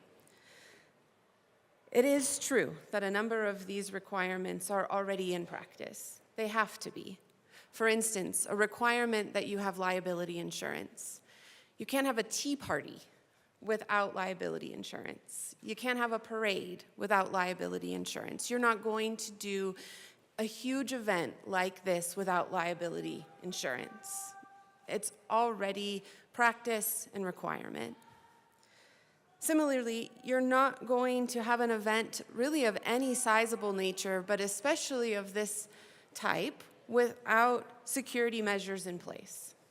So there are some of these requirements that are just restatements either of law or of good practice. There are other requirements, though, that were brought up in committee and on the floor that I believe are not implementable. And that is where I want to focus my attention. I do not believe that we should establish laws knowing that the likelihood of them being satisfied is next to zero, or is unduly burdensome, such that people who would otherwise be good faith actors in a space and allow for community to come together in the ways that have been expressed by both sides, a desire to continue. One of those requirements is the requirement that anyone 18 or younger has to be accompanied by a parent, grandparent, or guardian. Now, we asked on the mic, and it was not responded to as I heard, and so maybe was at a different time when I had stepped out of the room. But how, is this a legal guardian? Or is this just an adult over the age of something? Now, I proposed an amendment idea to that end, that instead of requiring this familial relationship, this legal relationship, that the gun show has to actually satisfy and show that indeed these people under 18 do in fact have this relationship with this adult, to just simply say that people 18 and under cannot come in unless they are accompanied by an adult of such age, whatever that age might be. But that was not taken up. Instead, now we have a requirement that I don't see how a gun show is actually going to be able to satisfy. How do you know that the 15-year-old is with his father versus his uncle? How do you know that the 3-year-old is with her legal guardian as opposed to her grandma's friend, right? How do you know these things? How do they have to know these things? What kinds of proof is required? What kinds of identification? As I mentioned, my son does not share the same last name as me. So if I were to bring his social security card, which has no picture on it, so who knows whose card it actually is, and show my card and their card, his card, how does the gun show actually satisfy this? And as we've heard, these events are family events. The vendors in these places are not just selling weaponry. They are selling a whole host of things, and that is necessary in order for the gun shows to be able to pay their costs. It's like a craft fair, for those of you who may be more familiar with that model. You get a section, you get a booth, you get a spot, a 10 by 10, a 20 by 20, and you pay $50, $100, whatever it might be. And the more of those spots that can be sold, the better off the gun show is. But there is at least a minimal amount of those spots that must be sold in order to make it work, to make it viable. And when you take out a portion of those because the customer base will now change because you can't satisfy, basically the gun shows, in order to be able to continue selling guns, are likely going to have to say, we're not admitting anyone 18 or younger. That's what they're likely going to have to do. And it will switch from being a family-friendly event, a community-building event, an event with food and quilts and all of the things that we heard of before, into just selling weaponry. And that business model may not actually be viable in this current age. They may not actually be able to sell enough booths to make that work. Another concern that I have is as relates to the video cameras. In this bill, there is a requirement that the gun show vendor has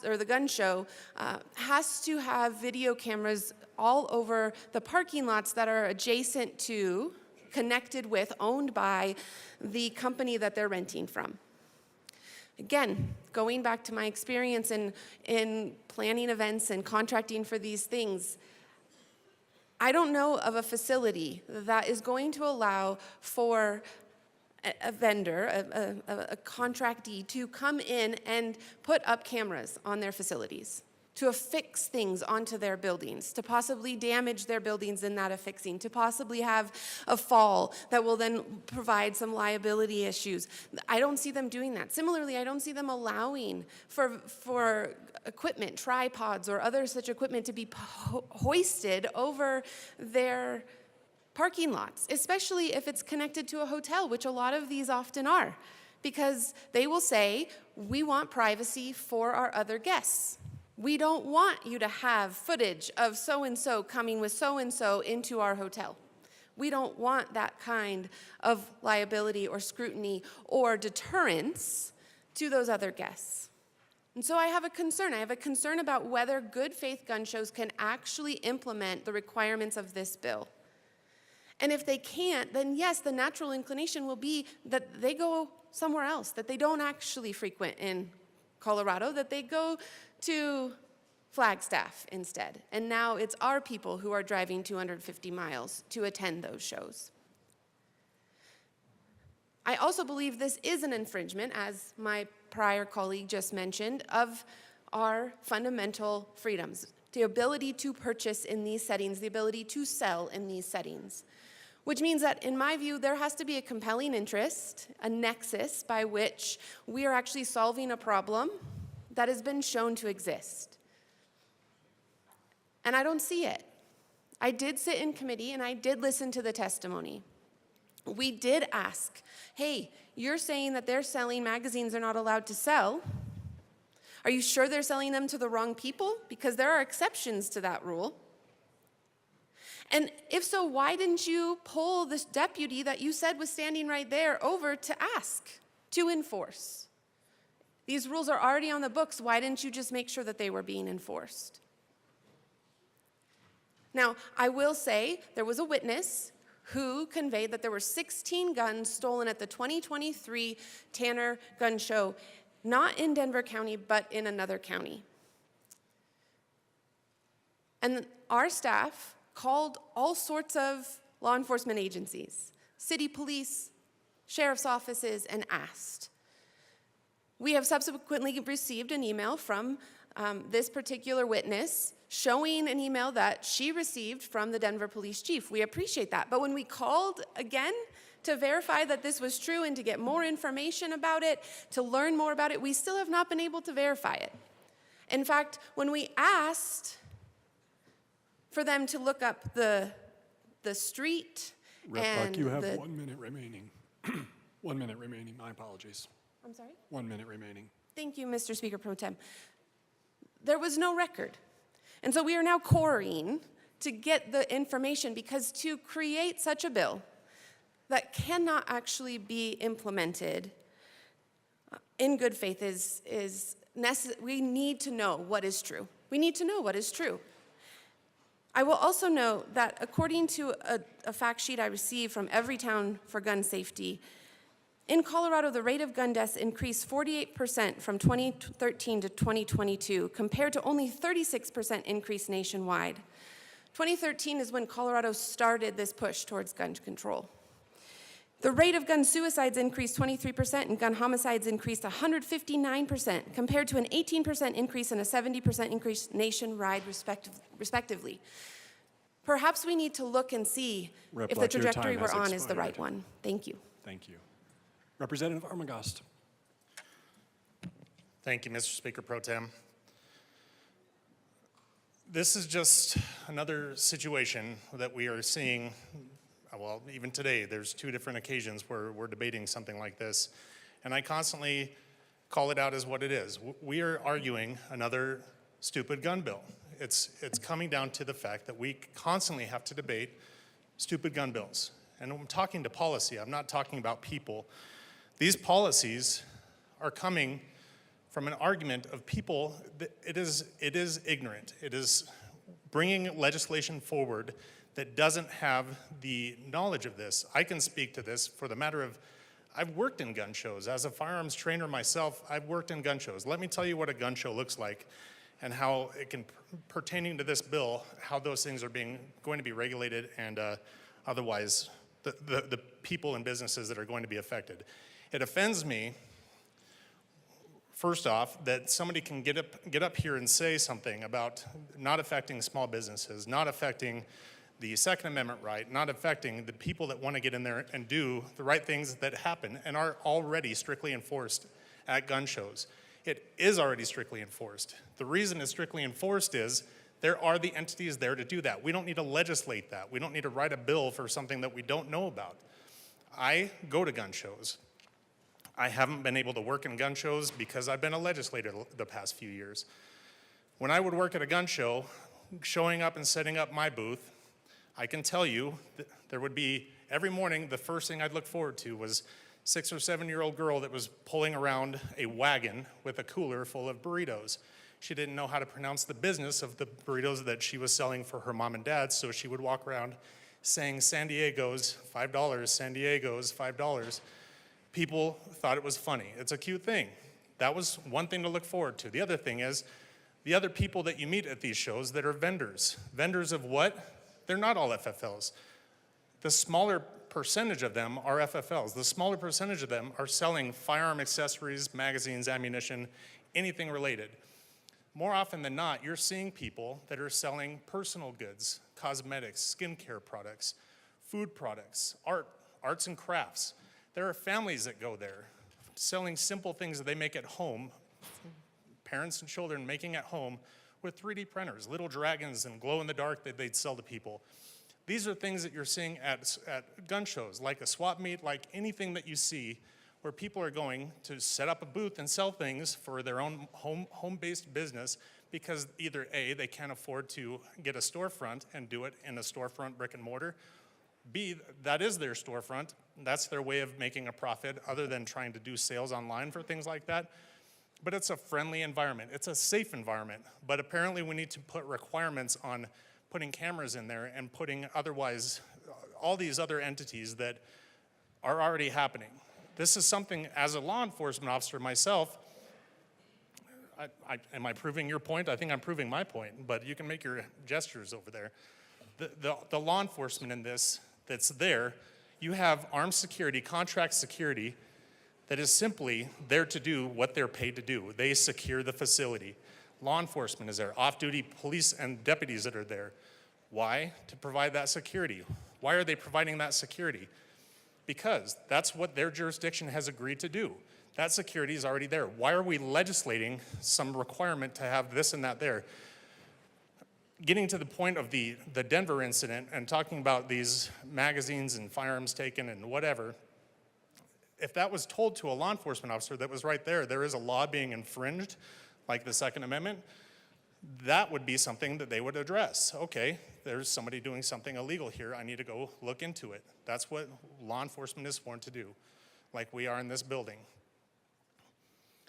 What bothers me is knowing what I know about gun shows in general, let alone firearms. It's the fact that these legislative pieces that we push through this building, especially when it comes to continuing these gun bills, these anti-gun bills. When we're pushing these through, it's coming from a direction of, I don't like it, so I don't want it. Instead of, I've been to these, I see this issue, I've worked with the local government doesn't have a way of enforcing this, so we need to do it on a state level. We can work, I've said it before, we as state legislators can work with our local government. We can work with our county commissioners, we can work with our mayors and city councils, town boards. We can work with these people. We can work with these entities as fellow government officials. Why don't we? Because we feel like we need to legislate down onto them. We're not in this high and mighty gold dome, as everyone puts it. We're in a place where we should be able to work with other local governments, not push them away and legislate them into a corner where they are then forced to do something that they're already doing, with more litigation and more frivolous ability to hold them accountable for something that we don't see they're doing the way we like it. So when it comes to gun shows, all of these family businesses that are there selling all the things that they're selling, veterans selling military surplus items, everything, anything and everything you can think of is there for purchase, for display. Just, if nothing else, going to gun shows for people watching is pretty entertaining in and of itself.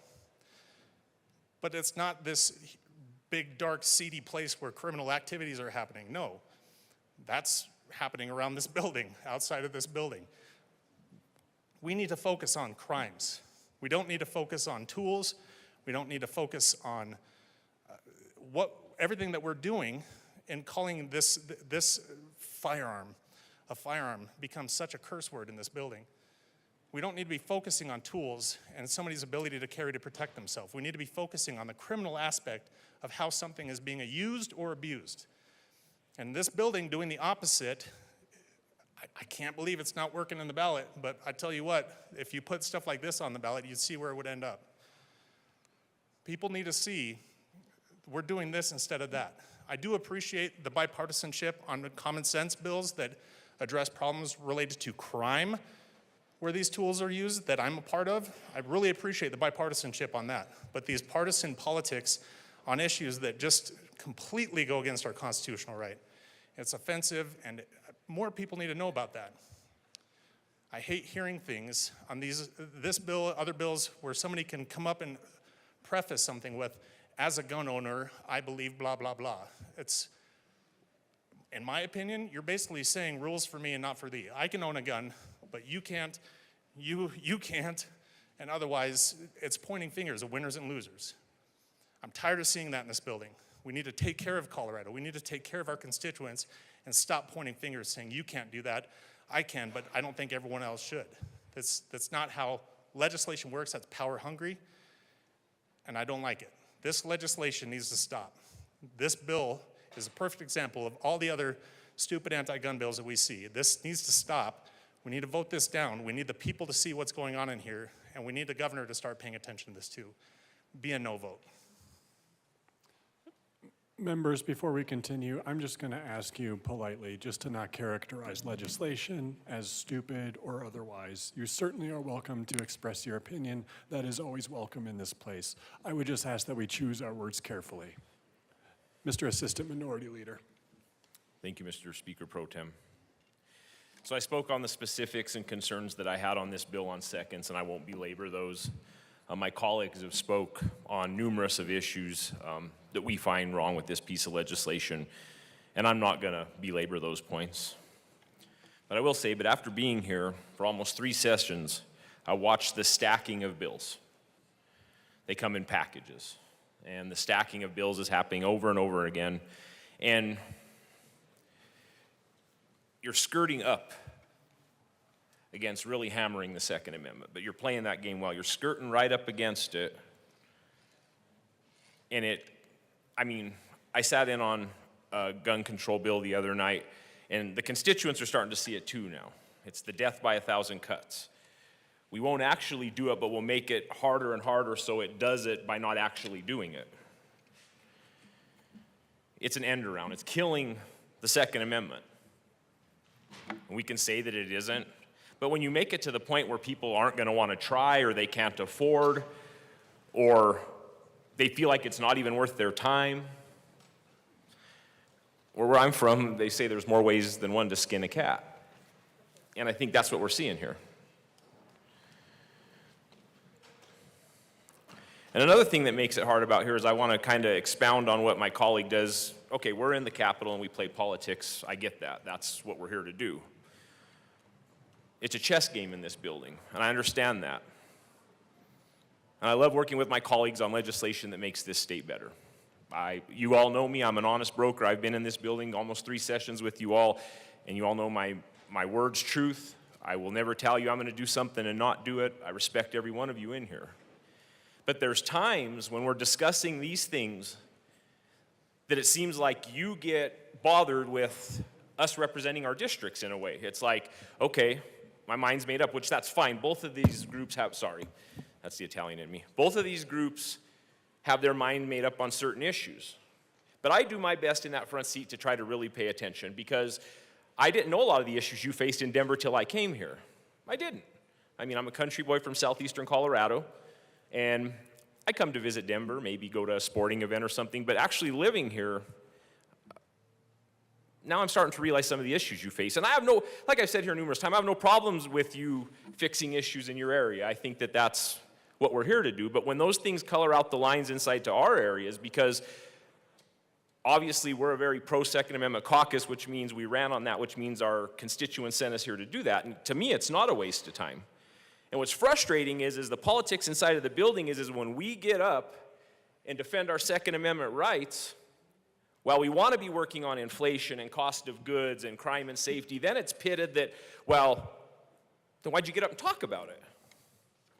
Why are you wasting time doing this? This goes back to representing my constituents. And in the country, we have a saying. When you pray for rain, sometimes you got to deal with the mud. And that's what we're doing right now. Prayed for rain, and 22 roll through, and now the mud comes. You can't have it both ways. You can't have it both ways. We can't. It just doesn't work that way. We've heard numerous times, well, there's this law and there's that law. Well, why are we passing laws on top of laws? It's illegal to steal a gun out of a car. Now you have to have a lockbox. But now we're going to talk about stealing guns out of cars even though there's a lockbox. So what's the end goal? What's the end goal to this? That's what I want to know, because if we're passing laws on top of laws on top of laws, and if the laws that we're passing aren't fixing the laws that are on the books, I just want to know what we're doing. I'm not being insultive. I just want to know. I mean, well, if you're already doing this, then this shouldn't be an issue. Well, if there's already laws on the books, this shouldn't be an issue. And just because we can pass laws in this building doesn't mean sometimes that we should. It doesn't. We've been vested with a lot of power, and I think sometimes we forget that. And I think that's why it's so important that we go back in our districts, that way people can keep a check on us. And I think that's why we have problems when both sides go to DC, because they're so far away from their people, they forget why they're really here. And then we get in this fishbowl and in this bubble, and we play this circular game. And we're not really paying attention to what's going on outside the building. And the Founding Fathers never expected super majorities or majorities this big. Never, when they created this country. I don't think they expected us to be, at some point, so far apart on values that both ends keep screaming and can't find the middle to fix things for people. I came here to fix things for people. This will affect my areas. I have veterans that have gun shows that aren't going to be able to put cameras in parking lots in southeastern Colorado. Hell, they don't even have a paved parking lot in southeastern Colorado. Believe it or not, there is overflow into my district. So guess not what? The veterans groups, they won't have their gun shows anymore. But that goes back to what I was saying before. Is that the plan? To make the gun show so hard to have that we don't have the gun show? To make the gun so hard to get, we can't get the gun? To make it so expensive to get, goes back to what my colleague said. We're creating classes here. And I thought that's what we were trying to abolish in this country, was the class system. That's what we hear all the time. And now we're creating classes? So if you have money, you can afford the school, you can afford the CPW fee, you can afford the sheriff's fee. Mr. Assistant Minority Leader, I think we might be trending into a different bill that I'm sure we're going to get a chance to discuss. Yes, sir, I appreciate that, but I mean, this all relates. I mean, if I'm not tracking, you can let me know. I just need you to focus on this bill, and we will have a robust debate on other legislation when it comes. Okay, point being is you're feeing people out of being able to get guns. You're getting rid of gun shows for people to be able. We don't have a Dick's Sporting Goods in House District 47. We don't. We don't have a Shields in House District 47. We don't. So if the small gun stores go out of business and I have to come back next year and ask you guys for appropriations to fix my highways because people are driving to Kansas and Nebraska and New Mexico, well, New Mexico, they're doing their thing now too, but yeah. The state is bigger than where you live. And I've asked everybody in this building 2 years ago to come to my district, and I've had people commit, I've had people come out to my district, and I appreciate you, because I could remember on a tour, people going, wow. Some of my friends in this building on the other side of the aisle, like, wow, I've never seen anything like this. I've never been out, and I mean, one of my colleagues, I loved it. I'm like, oh, do you love the peace and quiet? And she looked at me and said, it's actually scary. And I'm like, those are the relationships we should be building in this building. And I ask you, get outside. Come to House. I invite anybody in here. You get a hold of me this summer, and I will take you in House District 47, and I will let you talk to my constituents. Let's start making sausage together and fixing Colorado. Let's stop the tribalism of going in both corners. I urge you. You have a strong Republican representative up here in front of you now saying, I want to fix Colorado. I want to make it more affordable. I want it to be safer. And I want to know why in the hell we can't come together to do that, why we have to be so tribalistic. It's give and take. It isn't take and take, and my people feel like it's take and take and take and take. It's an insatiable thirst. It's like I come back every year and it's more and more, and it's incrementalism, and it's just, at some point, what do you expect us to do? At some point, we're going to have enough. We have fed you. We have clothed you. We have heated your homes. You have 1 minute remaining. Do not forget that. The people of rural Colorado are proud people.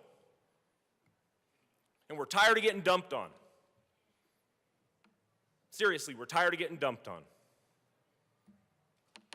And I remember history in this country. I was a history minor. And don't forget how some of this tracks. Don't forget how some of this legislation tracks. Because it feels like we're being separated from our land and our livelihoods. We're having our rights taken away. And I promise you, one day rural Colorado will stand up for itself. They will. Please start listening to us. I'm tired of going on an apology tour for 9 months. Let's make Colorado a better place to live in. We spent a whole morning doing this. We could have been fixing Colorado. And I know you think we're up here wasting time, but my constituents deserve the same voice yours get. So maybe if we'd come together and quit some of this nonsense and work together, we could bring civility back to this building. We talk about being the state. Mr. Assistant Minority Leader, your time has expired. Madam Minority Leader. Thank you, Mr. Speaker Pro Tem. My colleagues have all brought forward points that are incredibly important to them, and every single one of those points is important to their constituents, which is why they brought it forward. There are 3 points that stick out to me personally. My good friend and colleague from Montezuma County that I worked with when I was a county commissioner, your stories reminded me of, I moved to Colorado in 2007 from South Beach. South Beach, I grew up outside of New York City, and then I moved to Palisade, Colorado. So I don't know how many people have been to Palisade, Colorado. It's beautiful. And very, very, very small. And I remember gun shows being like the social event of the year when they came to our communities, and how many families were gathered and how much fun we had. For a New York City girl, that was a very different experience. But I never felt unsafe at a gun show. You had little kids running around. It really was a lot of fun, and I really enjoyed it. And so thank you for sharing your district with us, because I think it's important that we hear those stories and how it is different. Now I live in Colorado Springs. It's very different from Palisade, Colorado. The second thing, my good colleague from Douglas County brought up local control, and as a former county commissioner, yes, we deal with these problems in our communities. We rely on our sheriffs, and I think that's an important point, that we should be relying on our local governments to fix whatever problems there are in our communities, and I don't see where that's not happening in any community in Colorado. So shout out to our sheriffs and local government officials who are doing such a great job. Thank you for what you do for Colorado. You were elected too. My third point is the good representative from Fremont County, and I have always said this from my very first time in this building, that I might not agree with where you're going in legislation, but help us get implementation right. And the concerns that she raised around implementation are incredibly concerning to me, because it will potentially put these shows out of business. And I think that is a real detriment to the children and families around Colorado. And so I encourage you to continue to work on those implementation issues as this bill potentially progresses.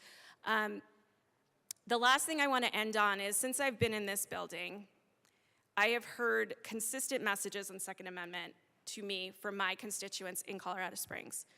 And that is, why does the legislature continue to criminalize law-abiding citizens? And that is not a question I can answer. I couldn't answer it before, and I still can't answer it today. And with that, I ask for a no vote. Thank you. Representative Camacho, this is your second time to speak. Representative Joseph, this is your first time speaking. Representative Camacho. Thank you, Speaker Pro Tem. And I deeply, deeply appreciate the robust conversation we are having here. And I will just say to my colleague from Southern Colorado, I've worked with you many times on issues that are important to your district and are important to this state. So that is not in question. But I also feel compelled to talk about my district, right here in the People's House. I hear a lot of folks on this side of the aisle identify the issues that we have in my district, House District 6. You talk about the issues of the unhoused, how you don't feel safe walking on our streets. That's why this bill is important to me. I have constituents asking, and I see many of them in the gallery, Sean, what are you going to do about gun violence prevention in our communities? What are you going to do so I can send my kids to school and make sure I can pick them up at home? And I am not trying to criminalize anybody's right to have a gun show, because as many of you said, you're already following the law. Fantastic. This is for those individuals who are not. There is nothing in this bill that says you cannot purchase a firearm legally that's allowed in Colorado. Nothing. Nothing. I've heard concern from my colleague from Fremont County about implementation, and we address those. I just Googled, you can rent a towed camera. You're not affixed. You're not asking for appropriate some property right or anything else. Tow a camera. It's $8 a day. For a 3-day gun show, that's a $24 cost. We're fighting over a $24 cost. And the cost to house that video, $20 a year. Wow, that's what we're hanging our hat on? So people can feel more safe when they go to these gun shows? This is incredibly important to my district. We all care about our districts, and this is important to mine. Because lots of gun shows happen in Denver, lots of gun shows that are not compliant with state laws that I know many of your friends and constituents and communities are following, but many are not. That's what this bill is about. And I urge an aye vote. Representative Joseph. Thank you, Mr. Chair. Thank you, colleagues. Thank you for the conversation. I am deeply honored to run this bill with Rep. Camacho as a veteran as well, and a friend from a neighboring district in Denver. I'm in Boulder. If you remember back in March 2021, the King Super shooting took place in my district. And I've mentioned this many times before, that I made the promise when I come here, I would support gun violence prevention. This is why I'm running this bill, because of my district. But more importantly, this is not a bill just for Boulder. It is a bill for the entire state of Colorado, because we know gun violence is happening in all of our districts. Gun violence doesn't have any barrier. So again, I believe this is a good bill for all of us. And also a comment that was made by Rep. Camacho, which I'm grateful for. I see some of the young people up there in the gallery. That's why we do this work. We do this work to make the world, this community, this Boulder community, a better place for all of them. And because of that, I ask you for a yes vote. And also another comment I wanted to make as we're having this conversation around the type of bills that we, Rep. Camacho as an attorney, we can do both. It's not that we protect Second Amendment and just leave the rest. We can protect Second Amendment, which is what we're doing here. As Final passage, Mr. Schiebel, please open the machine, and members, please proceed to vote. Madam Speaker, how do you vote? Yes. Representative Gilchrist, how do you vote? Yes. Madam Speaker and Representative Gilchrist both vote yes. Representative Martinez, how do you vote? No. Representative Martinez votes no. Representative Garcia, how do you vote? Yes. Representative Garcia votes yes.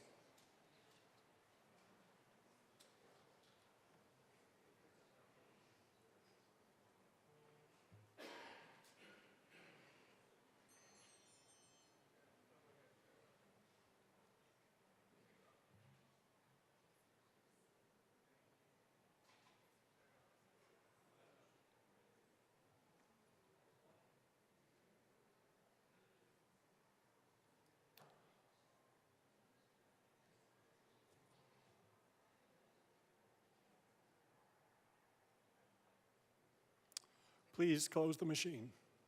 With 34 aye votes, 30 no votes, and 1 excused, House Bill 1238 is adopted. Co-sponsors. Representative Gilchrist, co-sponsors. Representative Garcia, co-sponsors.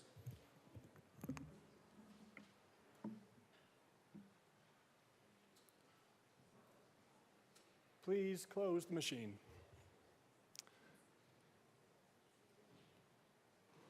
Mr. Schiebel, please read the title of Senate Bill 180. Senate Bill 180 by Senators Kirkmeyer and Amabile, also Representatives Tiger and Sirota, concerning the method of calculating state population growth for purposes of calculating state fiscal year spending pursuant to Section 20 of Article 10 of the state constitution. Majority Leader Duran. Mr. Speaker Pro Tem, I move Senate Bill 180 on third reading and final passage. Motion before us is the adoption of Senate Bill 180 on third reading and final passage. Mr. Schiebel, please open the machine, and members, please proceed to vote. Madam Speaker, how do you vote? Yes. Madam Speaker votes yes. Representative Garcia, how do you vote? Yes. Representative Garcia votes yes. Representative Martinez, how do you vote? Yes. Representative Martinez votes yes. Representative Gilchrist, how do you vote? Yes. Representative Gilchrist votes yes. Please close the machine. With 50 aye votes, 13 no votes, and 1 excused, Senate Bill 180 is adopted. Co-sponsors.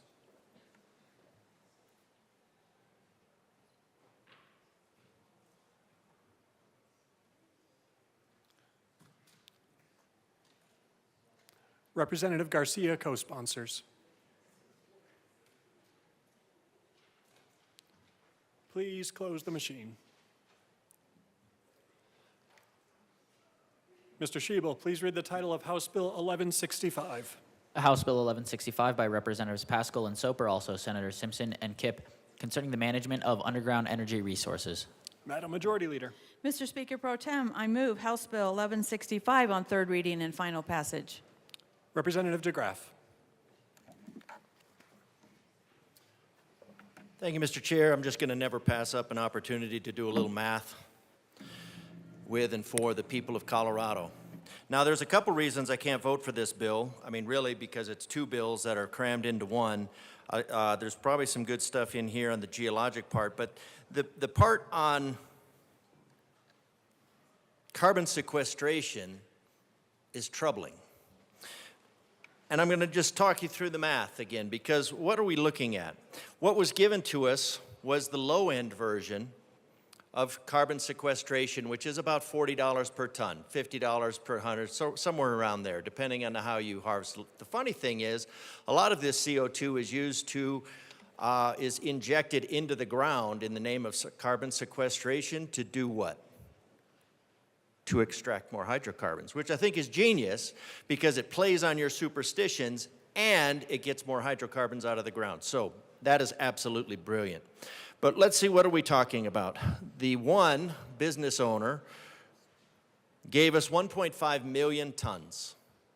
He said their entire facility would remove 1.5 million tons of carbon dioxide over its life for the everyday low cost of $40 per ton, making that $60 million. So it's important when we wanted to see what that's going to accomplish, because one thing that's mentioned in here is our climate goals, which of course don't exist. You can ask anybody who signed any of the legislation what their climate goals are. They don't know. They can't tell you. You could ask the Colorado Energy Office, what are your climate goals? They don't know. They can't tell you. They will obfuscate on the climate goals and say it's about carbon dioxide, but carbon dioxide is not a climate goal. It's a carbon goal. So what are we going to accomplish with this? Well, fortunately, you don't really have to know a whole lot about climate science. All you have to know is some basic math. And the basic math starts, and these numbers are, by the way, are confirmed by the Colorado Energy Office itself, by the head scientist of the Colorado Energy Office. So you can take that to the bank. There are over 3,200 billion tons of carbon dioxide in the atmosphere. That change will just go from 0.03% to 0.04% of the atmosphere. We'll just assume is all man-made. Now, 0.02% is where everything dies. So we're like right on the very edge of everything dying. Submarines, obviously a very concentrated environment, try to keep their carbon dioxide level below 5,000. So I didn't do that math, I should have. If somebody wants to divide 5,000 by 0.04 and multiply by 100, 5,000 divided by 0.04 and then divide by 100, 5,000 divided by 0.04, multiply by 100. I'll come back to you. So that's how much your carbon dioxide can increase before you even start to have an issue. You wouldn't even know it. This room is full of hot air, and it's probably getting close to 2,000 parts per million. Movie theaters get up to around 2,000 parts per million. You don't even know it. Greenhouses increase their CO2 level using hydrocarbons up to 2,000 parts per million. That's kind of why you might have a hard time growing like orchids at home, because after you take them out of the greenhouse, 2,000 parts per million, you bring them home, 0.04% carbon dioxide, they pretty much starve to death. So it's kind of a little trick the greenhouses use. But I digress. 1.5 million tons. You can convert that to billion tons because I was talking about billion tons, or you can just do that, the billion tons. You can say 1.5 million tons over 3,200 billion tons, which would be 3.2 million tons. So it depends on how you want to do it. 0.0015 over 3,200, and we're going to multiply that by 10% of the greenhouse gas effect total of 40 degrees, and you get 16 100,000ths of a degree. Now, I don't know if any equipment can measure 16 100,000ths of a degree, but to the people of Colorado, this General Assembly wants to pay 60 million of your dollars for that 16 100,000ths of a degree, and then come to you and say, we need more of your money. And Rep. DeGraff, I would like the end of that equation to equal House Bill 1165. So if we could just pull it back to that place. Absolutely, Mr. Chair, and I appreciate your attentiveness. I am captivated audience back here. May I reclaim my time? Please. I don't know what that means, I just wanted to say it.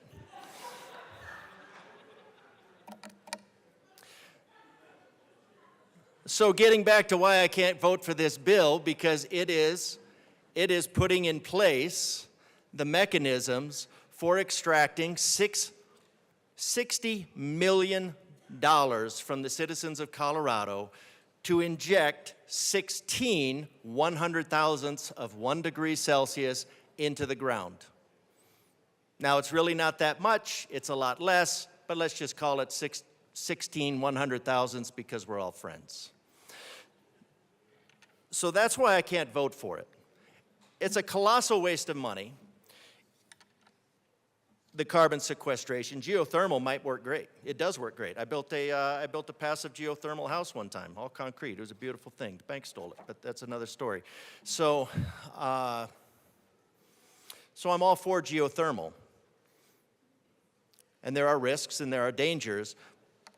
But the other part of this geothermal is building an enterprise, which is, of course, an end run around taxpayer bill of rights. Thank you, Mr. Doug Bruce, for that bit of genius. And so it wants to take this colossal waste of money on which we are going to spend taxpayers $60 million, and then we're going to charge that business extra. We're going to make them pay, so they're going to charge the Colorado taxpayers more money to put money into a fund so that Colorado itself, the taxpayers itself, can assume the liability for the really, really stupid idea of carbon sequestration. So we're gonna make it. This bill does an end run around the taxpayer bill of rights to save Colorado money, spends an extra $60 million to accomplish the square root of nothing, and then charges the citizens of Colorado a fee by way of the enterprise so that they can take on the liability of this incredibly dangerous endeavor. So I'm going to have to be a no vote on this. I think on the side of virtue preening, there will be, I don't know how this is going to go. I'm sure for virtue preening, this is a great bill. But I'm a no. I recommend a no vote. Enterprises circumventing the taxpayer Bill of Rights, $60 million. You could divide $60 million by 16 100,000ths, and you could find out what that is per degree. It's not much. Lots of zeros. So I recommend a no vote. Maybe we start pretending to have some fiscal responsibility here in the General Assembly. Thank you, Mr. Speaker Pro Tem. And I did want to address a few points. First of all, I'll start with the premise of what 1165 does. It believes in all of the energy possibilities that we have in Colorado, but it concerns underground energy. Whether you believe in carbon capture and storage and whether you believe it's a good thing or not, this bill actually covers that because it says to the industries that are engaging in carbon capture and storage, there's going to be a fee attached to that and put in a fund so that in case there's environmental harm from this in the future, long after that company is maybe dissolved, long after the owners and shareholders have passed this natural life, any sort of reclamation that our state would need to engage in, we would have a fund so it doesn't come from the general fund or the taxpayers for that environmental cleanup. The industry itself likes this. They like the fact that we're not looking to an infinity future for who the heirs of the heirs of the heirs of the shareholders were, for then, can you pony up a few dollars to help clean up our state? If we had had this back when, the 1859 Colorado Gold Rush began, we certainly would not have paid the billions of dollars over the years for mine reclamation that we have. So this is really a good steward side. And this side, the only opposition here to this side actually comes from the environmental community, who actually does not want to encourage more of this. What I will say is the bill concerns much more than this. It also has streamlined permitting for geothermal. Before, we had duplicative permitting processes in both Department of Energy and Department of Natural Resources. And it's important to have a streamlined permitting process to be able to engage in all of the above energy resources that we have in our state. And then lastly, this is the most robust protection that we've given Colorado's historic hot springs, both commercial and non-commercial hot springs. And if you say, how does this all fit under one title? That's very easy. It all concerns underground energy within Colorado. This is a incredibly well-stakeholdered bill, one that certainly has been well-balanced, and I would encourage a yes vote. Thank you. Representative DeGraff, this is your second time speaking. You have 1 minute and 34 seconds remaining. Thank you, Mr. Chair. Of course, the industry wants to pass the liability onto the consumers by way of the consumers paying the fee to have the liability to take on the liability long term. Of course they do. Why would they not? I won't say the name of the club, but they send representatives every time to speak about the dangers of carbon sequestration. Now, carbon sequestration, carbon dioxide, not going to hurt you below 10,000 parts per million. You're going to maybe get a headache. Maybe above 15,000 parts per million, it'll start to bother you long term. But if you start getting into 50,000, if you get into super high levels when you start to liquefy this gas and it ruptures and it spreads out on the ground because it's heavier than air, it is an asphyxiant. Now, the plants are going to love it. They're going to grow like crazy. They are just going to absolutely grow like crazy. Plants are green. Carbon dioxide is green, yes. So, but of course, the industry loves this because it absolves them of liability at the expense of the people that they are bilking of this money. I mean, it's not them that's bilking the money. They're doing at the behest of the state. It's the state that is bilking the money of the citizens of Colorado, $60 million for 16 100,000ths of a degree. So of course they like this. It gets rid of the liability for them, puts it fully on the citizens of Colorado. Of course they love that idea. So still, doesn't solve anything, nothing that you could measure, Graf, not your with time really has high expired. calibration. Thank you.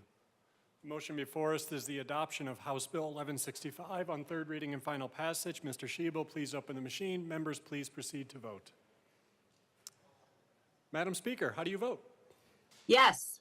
Madam Speaker votes yes. Representative Gilchrist, how do you vote? Yes. Representative Gilchrist votes yes. Representative Martinez, how do you vote? Yes. Representative Martinez votes yes. Representative Garcia, how do you vote? Yes. Representative Garcia votes yes.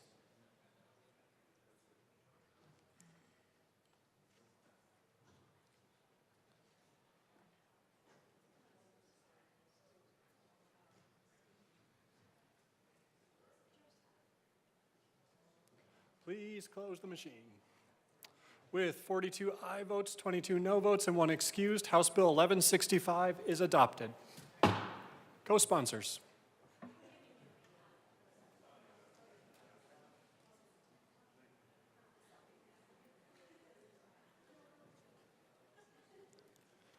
Please close the machine. Mr. Schiebel, please read the title to House Bill 1270. House Bill 1270 by Representatives Puglisi and Gilchrist, also Senators Kirkmeyer and Doherty, concerning granting eligible patients the right to try individualized investigational medical treatments. Madam Majority Leader. Mr. Speaker Pro Tem, I move House Bill 1270 on third reading and final passage. The motion before us is the adoption of House Bill 1270 on third reading and final passage. Mr. Schiebel, please open the machine, and members, please proceed to vote. Madam Speaker, how do you vote? Yes. Madam Speaker votes yes. Representative Gilchrist, how do you vote? Yes. Representative Gilchrist votes yes. Representative Martinez, how do you vote? Yes. Representative Martinez votes yes. Representative Garcia, how do you vote? Yes. Representative Garcia votes yes. Please close the machine. With 64 aye votes, 0 no votes, 1 excused, House Bill 1270 is adopted. Co-sponsors.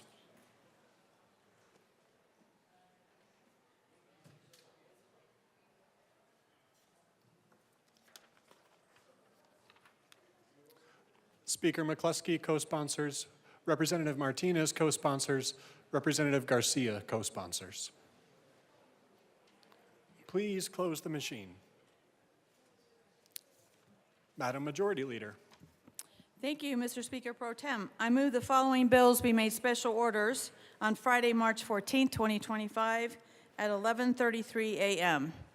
House Bill 1234, House Bill 1211, House Bill 1224, House Bill 1094, and House Bill 1230. If there is no objection, the bills listed by the Majority Leader will be made special orders on March 14, 2025 at 11:34 a.m. One announcement. Representatives Sirota, Byrd, and Taggart will be excused as such time is needed so that the JBC can meet. Representative English.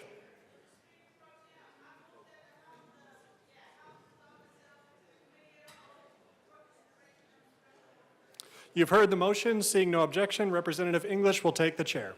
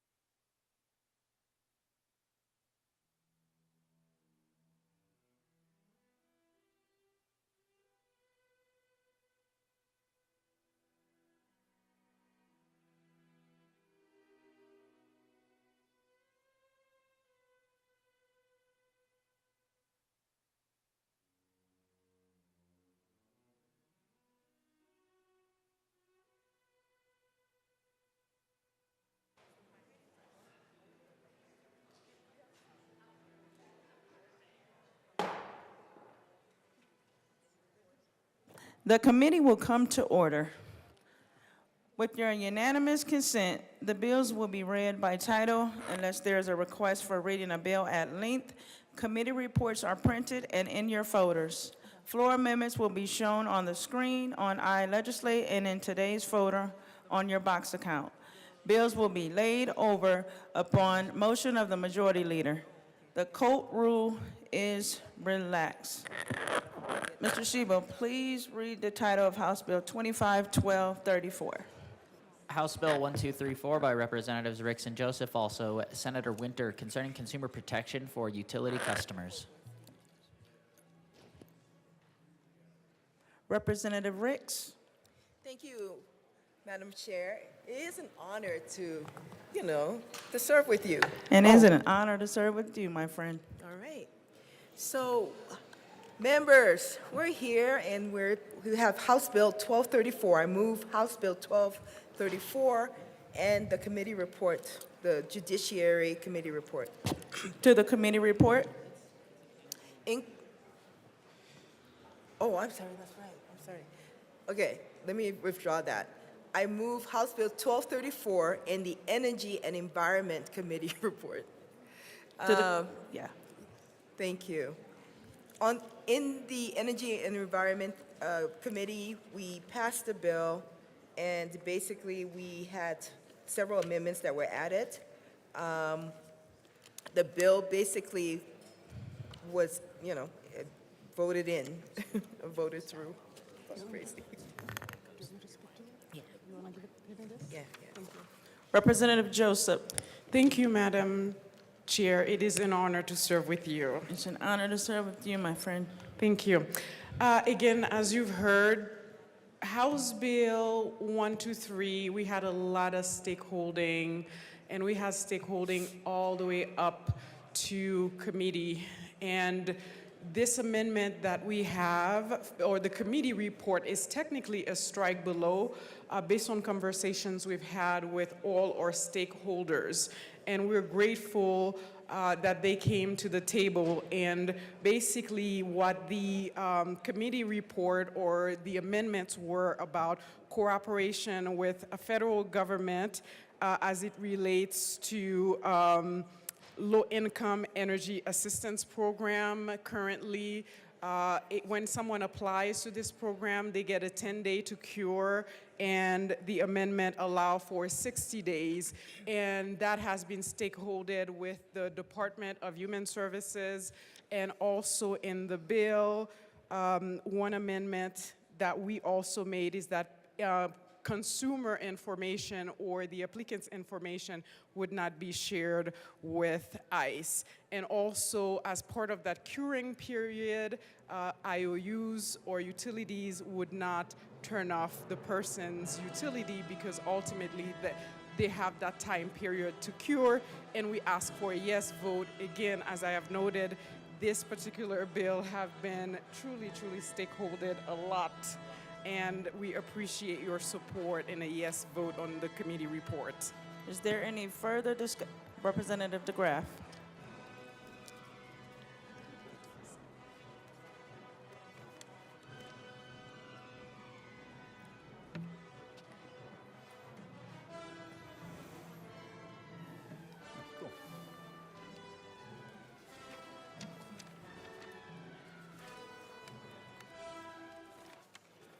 Let's see, that one. Thank you, Madam Chair. I'll get to this one here in a second. All right. Do you need It's an to move interesting it? bill. I'm sorry, Representative DeGraff. Do you need to move your amendment first? Not yet. Okay. All right. So looking over this bill this morning, we start off with a lot. It's not actually a strike below because it does leave Section 1 in the legislative declaration. And the legislative declaration is interesting, probably more for what it leaves out than what it puts in. Now, the sponsor did discuss it, but let's see first what it strikes out. Page 3, lines 16 through 21. Line 27, some of line 23 and 24, And then it goes and strikes out page 4, 5, 6, 7, and 8, most of 9. And so what does it put in its place? Takes out all of those pages that were obviously stakeholdered, and they were, that's a weird word, that there was obviously a lot of work went into, and it replaces it with cooperation with federal government grant in AIDS Low Income Energy Assistance Program, LEAP, applications. First, out of the Low Income Energy Assistance Program, the State Department shall not require an applicant to provide their citizenship or immigration status on any application for assistance payments unless the information is required as a condition of eligibility for the assistance payments, which apparently it isn't. But why? Why do we change this entire bill to turn it into something that is primarily, first out of the box, is to protect immigration status and expend more taxpayer money circumventing the enforcement of the legal enforcement of our borders to support an illegal economy? Why the support of an illegal economy? That's my question. So that seems to be the primary aspect of this entire bill. It got rid of about 8 pages of legislative work, which I'm not saying I was in favor of. It had some really bad stuff in it, like the air quality index at a very low level, requiring that.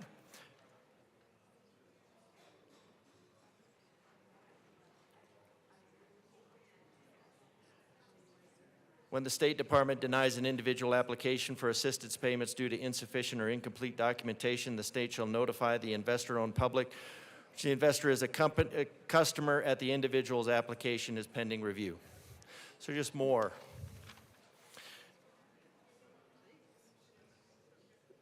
And the interesting thing about this, the way this is done, because it's not a complete strike below, which looks to be entirely to protect the status and an illegal status of somebody in order to receive taxpayer funds, a strike below would have a new introduction, or a bill summary would have a new bill summary, and it would declare that.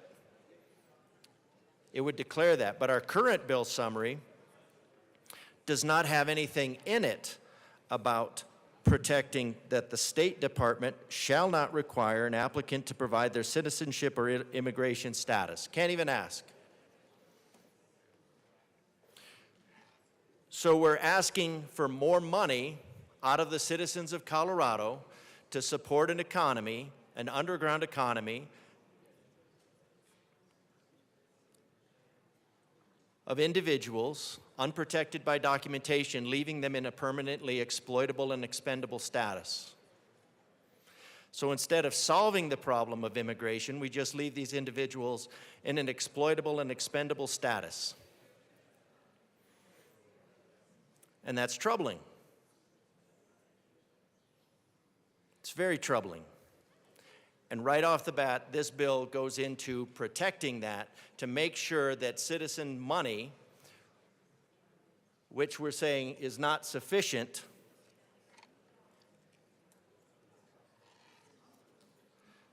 which is insufficient for Colorado because we're $3.5 billion in pseudo debt called certificates of participation, debt that isn't debt, kind of like fees that are not taxes. Just a tax that's not a percentage.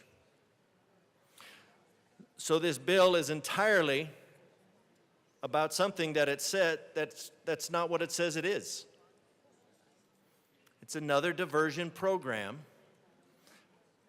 from the bottomless pockets of the citizens of Colorado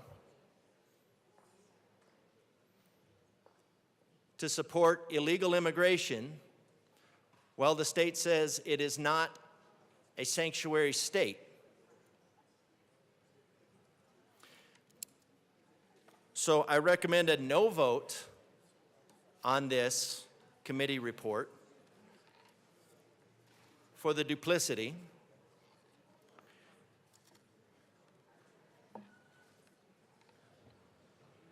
Because we also need to see what the fiscal response is. The fiscal, it says zero FTE, $0. We're going to pay money for illegal immigrants to heat their homes, and it's going to cost $0. I'm not sure where that magic money comes from, but I'm not sure the citizens of Colorado like the sleight of hand of rewriting an entire bill, deleting 80% of it, to circumvent, with the purpose of circumventing our borders, which are there to protect our economy, which, as everybody knows, is hurting. It's nothing against the individuals who are here being exploited and left in a permanently exploitable and expendable status. They're fine people. But we cannot continue to bilk the citizens of Colorado to support them. In the past, our immigration policy has been when somebody would come here, they would be required to have a sponsor. And that person would help them through while they're in the immigration process. They would house them, make sure they were fed, help them look for a job. Now we're taking that and we're putting that on the citizens of Colorado. And the citizens of Colorado are saying we are not a bottomless pit of money. So I think this should be a no on this committee report. And we should be honest with the citizens of Colorado, not trying to circumvent our immigration status. Can you stick to the bill, the committee report? Yes, ma'am. The committee report changes the entire nature of the bill from talking about helping citizens that need help with their energy bills, citizens that need help with their energy bills, to making sure that this money can be directed to individuals regardless of whether they're here legally or illegally. So that is I think that's to the bill. So to talk about the bill, since the entire bill was rewritten, except to make that so that this part does not go into the the bill summary, I think that is key, because the focus here is making sure that this money can be spent on people who are not here legally. So I recommend a no vote on this committee report. Is there any further discussion on the committee report? Seeing none, members, the question before us is the adoption of the Energy and Environment Report. All those in favor say aye. Aye. All those opposed say nay. The ayes have it. The committee report is adopted.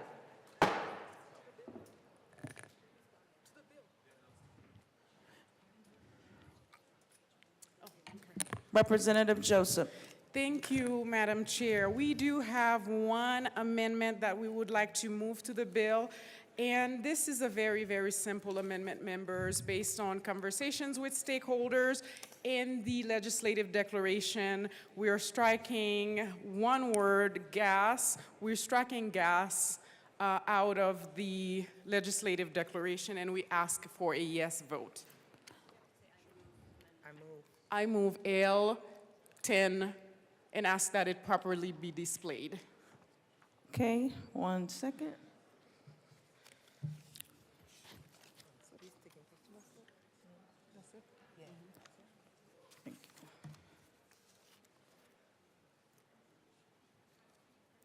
The amendment has been moved and properly displayed. To the amendment, Rep. Joseph. Thank you, Madam Chair. We ask for a yes vote on this amendment. I've already explained it. It's a really good amendment. Thank you. Is there any further discussion? Seeing none, the question before us is the adoption of Amendment L10. All those in favor say aye. Aye. All those opposed, no. The ayes have it. The amendment is passed.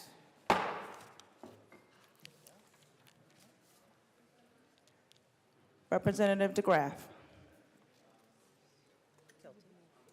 To the bill. Representative Kelty.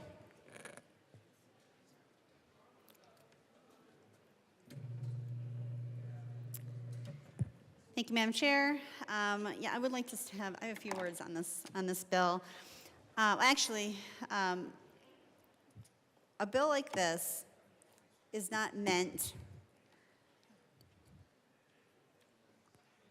for the citizens of Colorado. It's actually aimed at allowing immigration status to be hidden from the people of Colorado. And we have a problem with that. When you hide things from the people of Colorado, they tend to not like that.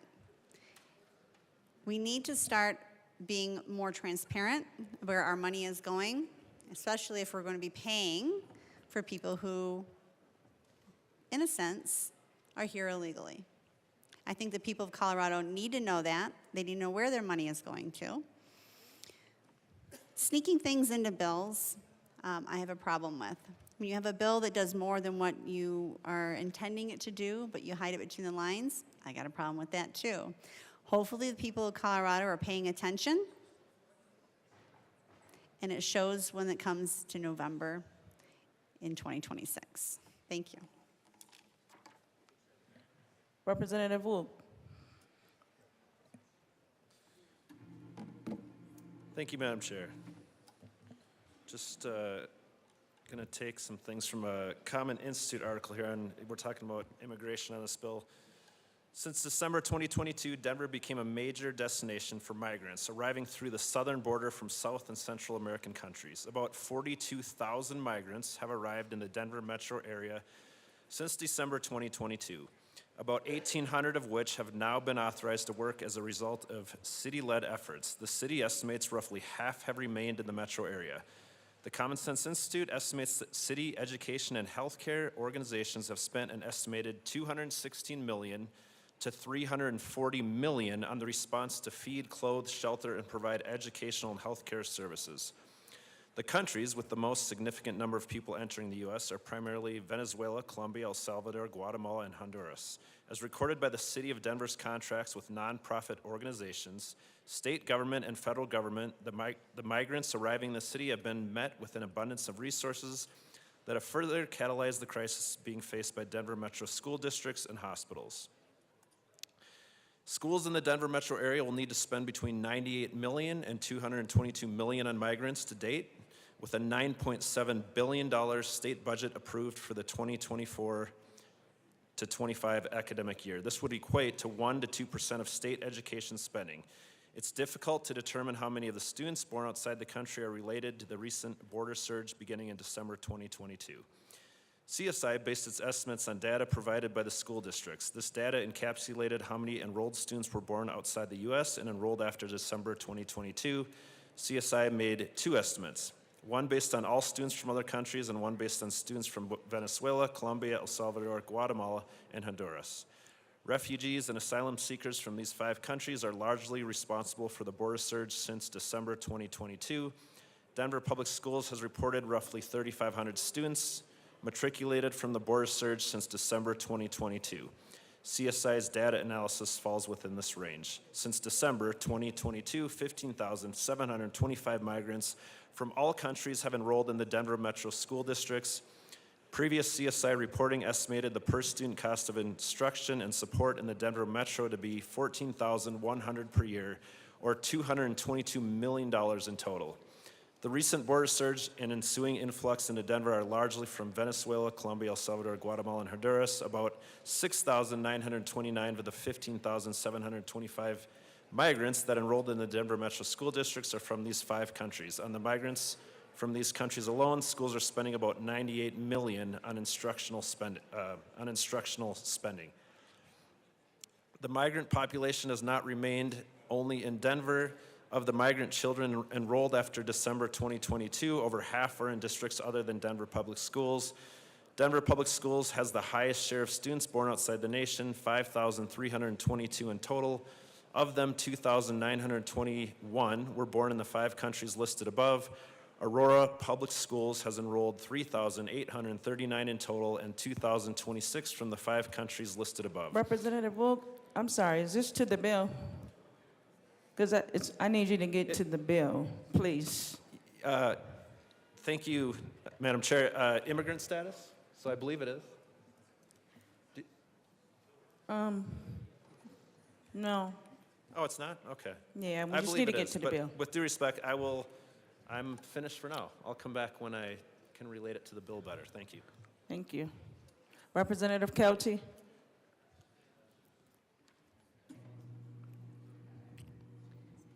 Thank you, Madam Chair, and I thank my colleague from El Paso County for the great information he just provided. Sorry, Weld County, sorry. You know, I really hate hidden agendas, and this bill has them all over it. If you actually read the bill and extrapolate what it's really trying to do, its hidden agenda is targeting illegal immigration. And it's making it so where the people of Colorado are going to be, again, footing more of the bill. Representative Kelty? Yes, ma'am. I need you to get to the bill, too. We don't want to make this about immigration. Sure. We just want to stick to the bill. Absolutely. As per the new federal guidelines, which it says in the bill, they are wanting to take out the fact that they want to ask for immigrant status. It says in the bill. But we need to know where the money is actually going to go to and who the money is that our hard-earned money is actually going to be paying for. But included in the bill, it also says that the public utility receives notice from the State Department pursuant to subsection of this section 10DI. The investor-owned public utility shall place a disconnection hold on the utility service provided to the customer, which disconnection hold must be in effect no less than 60 days or until the investor-owned public utility receives a notice. This puts a huge undue burden on businesses in Colorado. No less than 60 days, no payments for 60 days. It adds up. And I can tell you this right now, the people of Colorado will be paying for this. It's not coming out of the business's pocket. It never does. It comes out of our pockets. The people who are actually hardworking, earning their money every single day as hard as they can, and you're gonna again make it even more unaffordable in Colorado by passing bills like this. You complain about affordability in Colorado, but yet day after day after day, you pass bills that go against affordability. And that's exactly what this bill does. You're making it more unaffordable for American Coloradans to live in this state. You give it to people who really honestly are here illegally. They're not supposed to be here. But the bill doesn't care. The bill, and it drives me insane because I work hard for my money and all my constituents work hard for their money.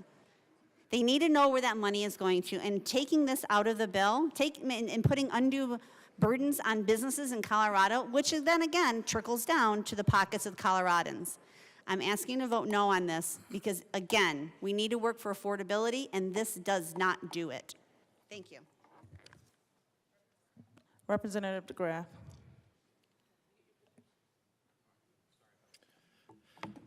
Thank you, Madam Chair. You questioned on about the immigration, the discussion of immigration, but on the Section 2, which is now the entire part of the bill, except for the bill summary, which does not summarize Section 2, which is the entire part of the bill. Section A deals with the citizen, it deals with immigration status. Part B shall not share that information about the immigration status. Section C, if that application is due to insufficient or incomplete documentation about immigration status. Part I, or Part 1 of C, Roman numeral 1, insufficient documentation. And then you go down to D1, insufficient documentation. So pretty much everything about this is about hiding. All of this is about hiding the immigration status from the State Department. I guess the State Department, no, but our immigration services.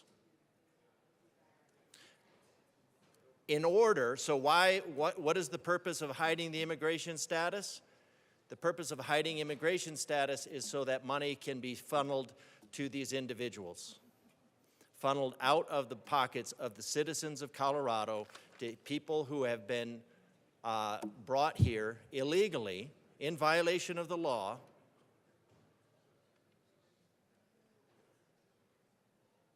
So brought here illegally in the violation of the law to be kept in a permanently exploitable and expendable status, supported, undermining our economy, sending money back home, billions of dollars, hundreds of billions of dollars are remitted home. That undermines our economy. Subsidizing housing, subsidizing utilities, subsidizing phones, subsidizing food. That costs our economy directly, and then it undermines our economy in terms of workers. Because if you take somebody's house payment, that's 1/3 of their salary. Boom, you don't have to pay that person 1/3 because the taxpayers are paying that 1/3. What's remaining? Probably 25% is going to be food. Boom, you don't have to pay that because it's being handled. Utilities here, part of that, handled by the taxpayers. Now these individuals can work for very little money. Again, kept in an exploitable and expendable status by the lack of documentation, the intentional lack of documentation. And that's what this bill is about. So I think it's a problem. One of the problems in this is because now this entire process, first reading, committee, and now second reading, has all been done to circumvent the knowledge of taxpayers. So I move L011 to House Bill 1234 and ask that it be displayed. Okay, 1 second. It's a petition clause.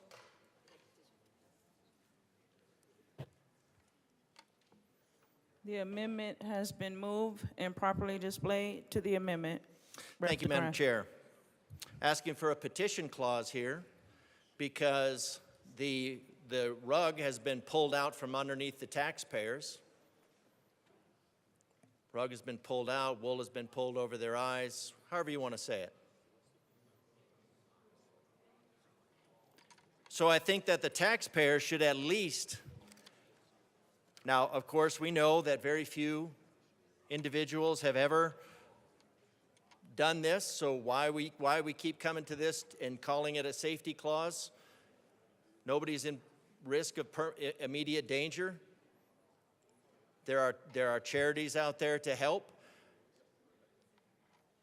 and that charitable money should be provided by the individuals who have brought the exploitable and expendable individuals. That money should be provided by them, not the taxpayers of Colorado. So I ask for an aye vote on changing the safety clause to a petition clause so that there can be some modicum of honesty with the citizens of Colorado. Representative Ricks. Thank you, Madam Chair. Members, we asked for a no vote on that.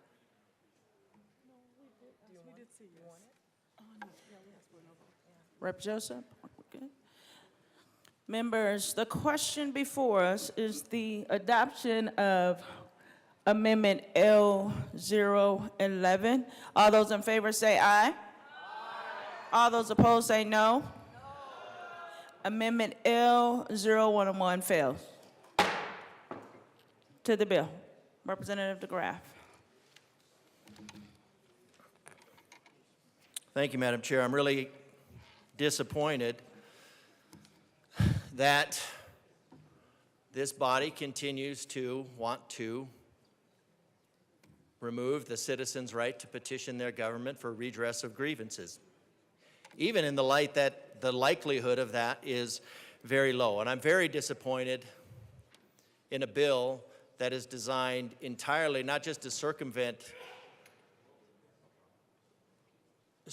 the knowledge of our taxpayers, because this would have been done after the committee in the amendment phase, put in at the last minute, brought into committee, where the status was completely glossed over.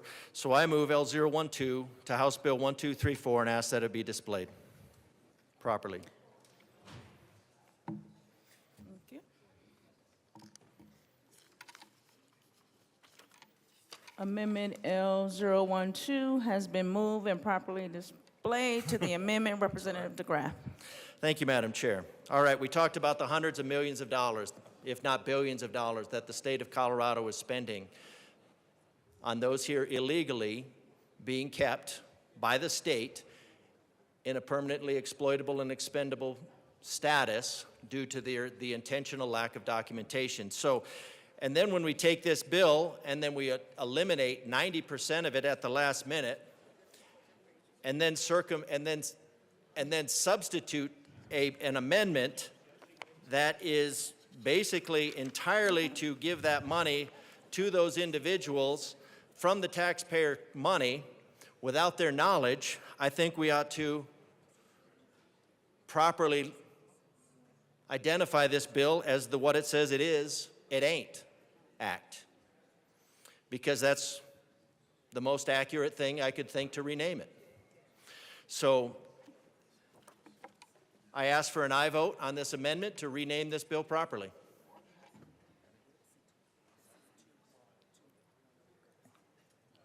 There any further discussion? Representative Joseph. Thank you, Madam Chair. We request a title challenge. Yes. The committee will go into a brief recess.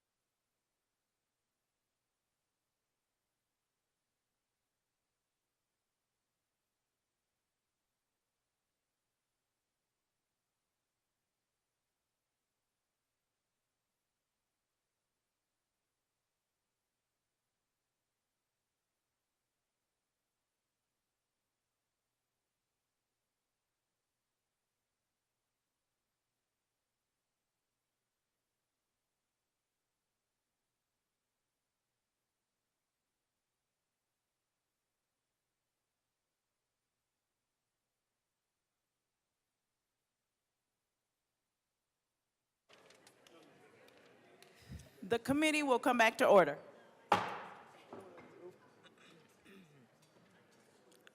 Members, the question before us. I'm sorry.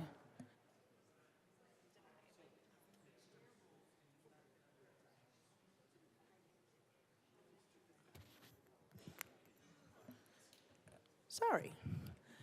The chair rules that this amendment does not fit up under the bill title. To the bill. Representative Ricks. Thank you, Madam Chair. So members, you've heard a lot of discussions around the bill, and there's been a lot of, statements made that we're trying to, take money from U.S. citizens to give to illegal immigrants. None of that is going on. What this bill does is for LEAP programs, LEAP program is a low energy income program that helps people who have issues with their income. Maybe they're disabled, maybe they're senior citizens, and they're just low-income people who are not able to afford their energy bill. That is a program that is specifically for U.S. citizens, so nobody who is undocumented can qualify for that program. Every year, there's more than 50,000 applications that go through the LEAP program that are rejected because of errors in the application. This bill will allow up to 60 days for people who have an error on the application to get their errors fixed so that they can receive the benefits that they are entitled to. And it's going to expand low-income people to receive energy help, heat help here in Colorado. And that's going to impact and be great for all of our Coloradans that are in our districts. So this is a great bill. We ask for your support to expand energy help to low-income people in our communities. Thank you. Representative Joseph. Thank you, Madam Chair. We ask for a yes vote on this particular bill. It's a really good bill to help our community members to access the essential services that they need without any fear as citizens, because ultimately you've heard citizens can apply for LEAP, for the LEAP program, only American citizens. So again, it's a really good bill, and we ask for a yes vote. Is there any further discussion on House Bill 25-1234? Seeing none, the question before us is the adoption of House Bill 1234. All those in favor say aye. Aye. All those opposed say nay. The ayes have it. House Bill 25-1234 is adopted. Mr. Sheba, please read the title of House Bill 25-1211. House Bill 1211 by Representative Stewart R. and Leader, also Senator Bridges, concerning the provision of water service by a special district and in connection therewith requiring a special district to satisfy certain requirements when establishing the amount of a tap fee. Representative Stewart. Thank you, Madam Chair. I move House Bill 1211 and the Committee Report of Transportation, Housing, and Local Government. To the committee report. Representative Stewart. Thank you, Madam Chair.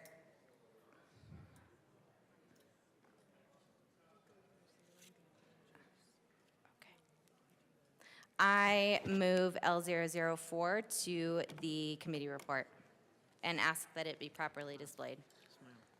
Okay.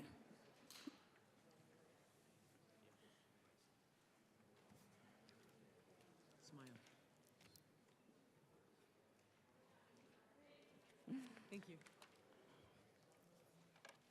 Okay, Amendment L004 has been moved and properly displayed. To the committee report, Representative Stewart. Thank you, Madam Chair.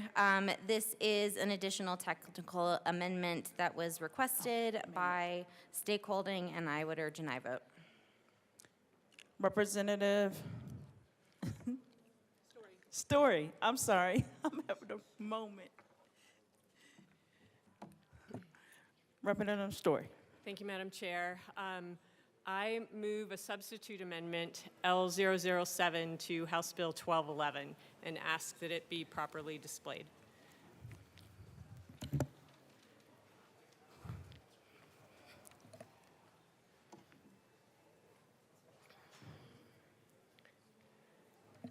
Amendment L07 is moved and properly displayed. To the amendment, Representative Story. Thank you, Madam Chair. This amendment addresses a portion in the committee report as well as the bill itself. This section of the policy has everything to do with, in the bill, it talks about the duty to serve, duty to provide water service, and then the committee report is amending that section. There are folks out there that are tied in tight with this whole situation with developers and water and sewer or water and sanitation districts, and where water and sanitation districts may provide those services for a development. But what is happening in the committee report is it's adding in some guardrails that were not in the original bill, which is great, but still those guardrails can be argued. And it's about existing rights for water that could be arguable in court, long-term water obligations, that's debatable as to who is looking at that or trying to defend or argue it. Water is highly variable, and it's near impossible to predict. And in this bill, what I'm in this, this amendment, that what I'm trying to accomplish, one second, is that, okay, so, sorry, my phone keeps scrolling unnecessarily. Okay.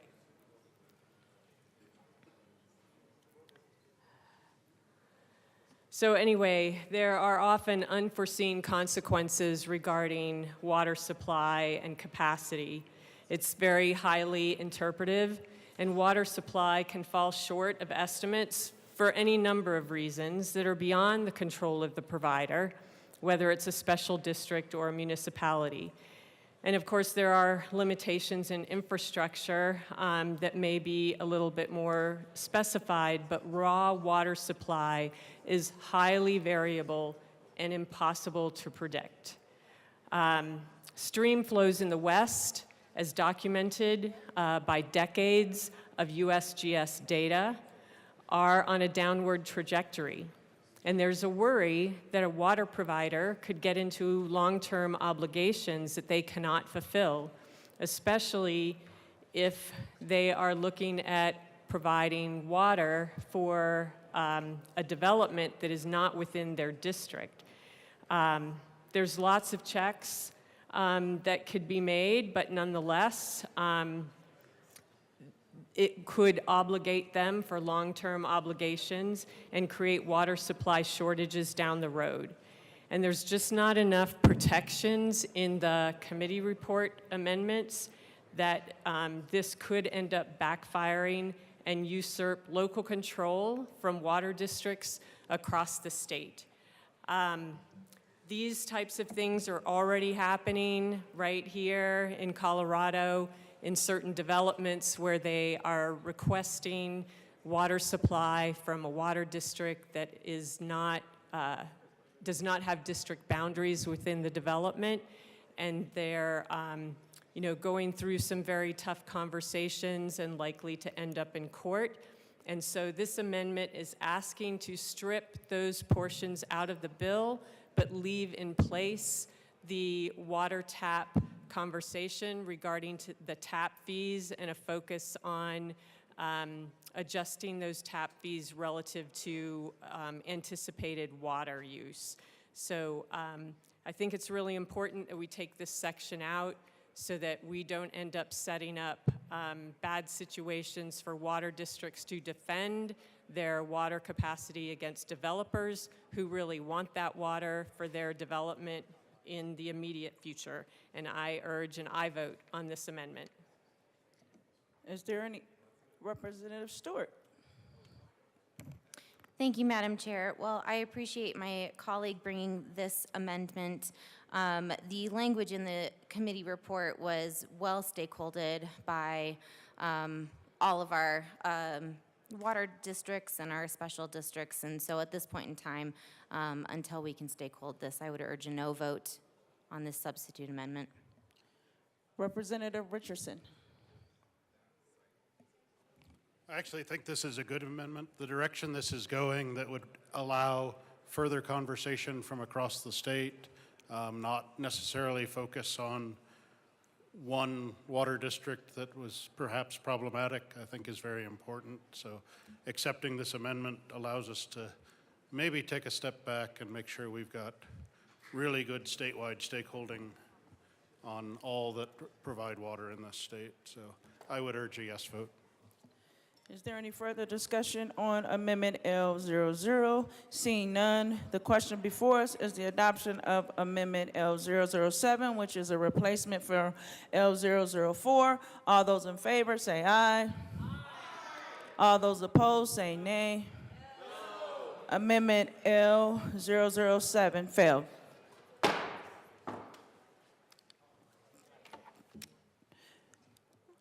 Back to Amendment L4. Who would like to speak? Representative Stewart. Please vote yes. Any further discussion? Seeing none, the question before us is the adoption of Amendment L004. All those in favor say aye. Aye. All those opposed say no. Amendment L004 passes. Back to the committee report. Representative Stewart. I would urge an aye vote on the amended committee report. Representative Richardson.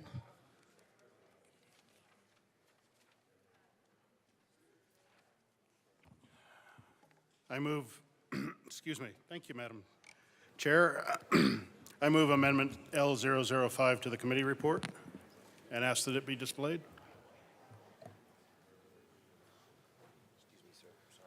No, thank you.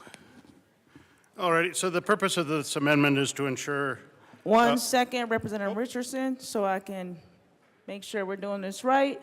L005 has been displayed. Representative Richardson to the amendment. Thank you, Madam Chair. Purpose of this bill, as stated during committee, was to level the playing field for all water providers. Yet it restricts its direction to Title 32 water districts and water and sanitation districts. There are Title 32 metro districts that provide services beyond water and sanitation that are also potentially water providers, and this amendment would ensure that they too are captured in this bill. I would urge a yes vote. Representative Leader. Thank you, and we urge a no vote. Thank you. All right, is there any further discussion on Amendment L05? Seeing none, the question before us is the adoption of amended L05. All those in favor say aye. All those opposed say no. Amendment L005 fails. Representative Richardson. Madam Chair, I move Amendment L006 to the bill and ask that it be properly displayed, or to the committee report, excuse me. Okay. Amendment L006 has been moved and properly displayed. To the amendment, Representative Richardson. Thank you, Madam Chair. Well, I think the bill likely is unnecessary or certainly needs a little more work, and tap fees already have to have a reasonable nexus to the capital construction costs of a water district. I'd submit that requiring districts to consider factors that are actually downstream of the water meter, things that they do not control, factors that are related more to community design and driven much more by town councils and county commissioners to determine the cost to deliver beyond the meter, that some of the factors being asked for are really not appropriate, almost unreasonable. Asking water districts to use the square footage of a unit or the number of bedrooms is unworkable. this legislature has removed occupancy limits. Knowing the square footage or how many bedrooms really means nothing. You don't know how many people are actually in the home using water. And then we have the addition of potential ADUs well beyond when a tap is put in place. So that's really not something that a district would be able to consider. Similarly, the presence of low water usage appliances.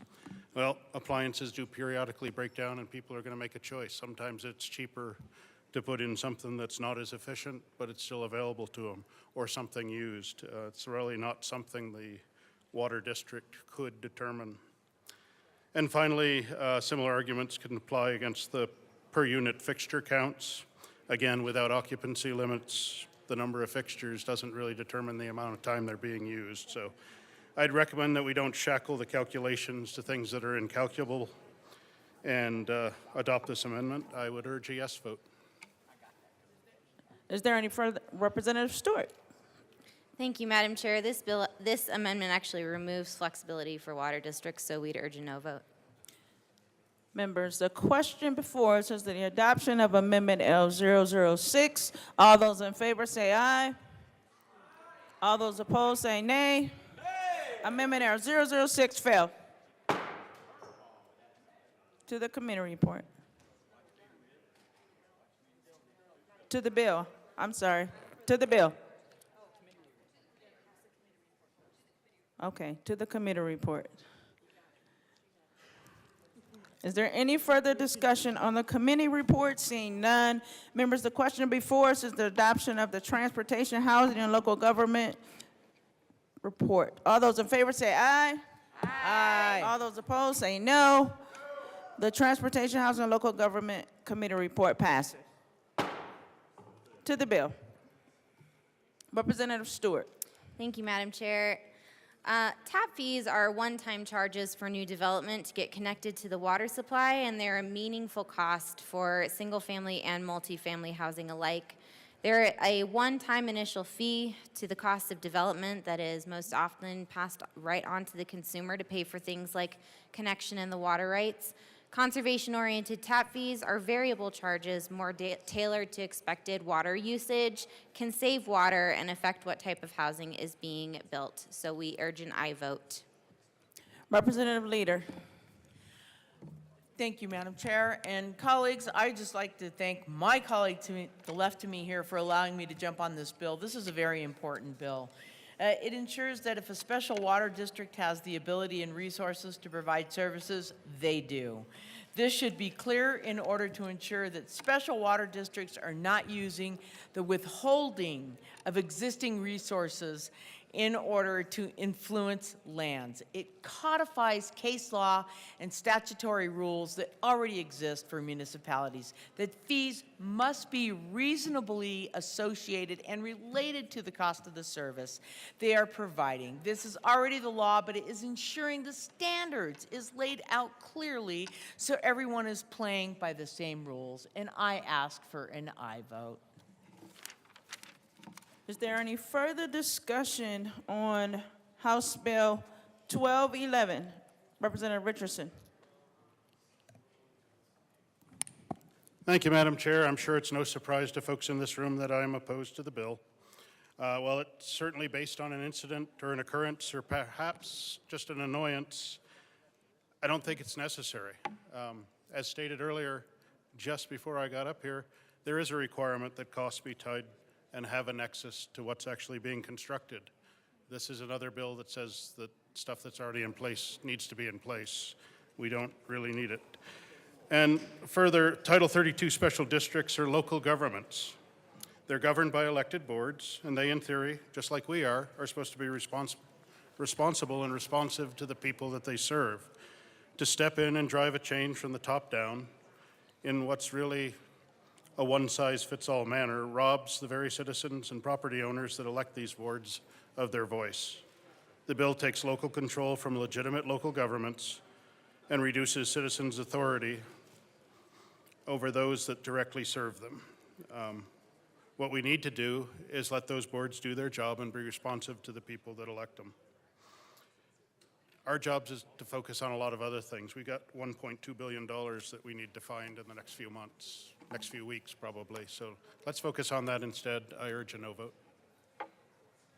Representative Barone. Thank you, Madam Chair. Also up here standing against this bill, I do believe this is overreach, state overreach. It should stay locally. A lot of these municipalities and water districts already serve areas outside the municipality. Well, I know that for a fact in the northern part of the state.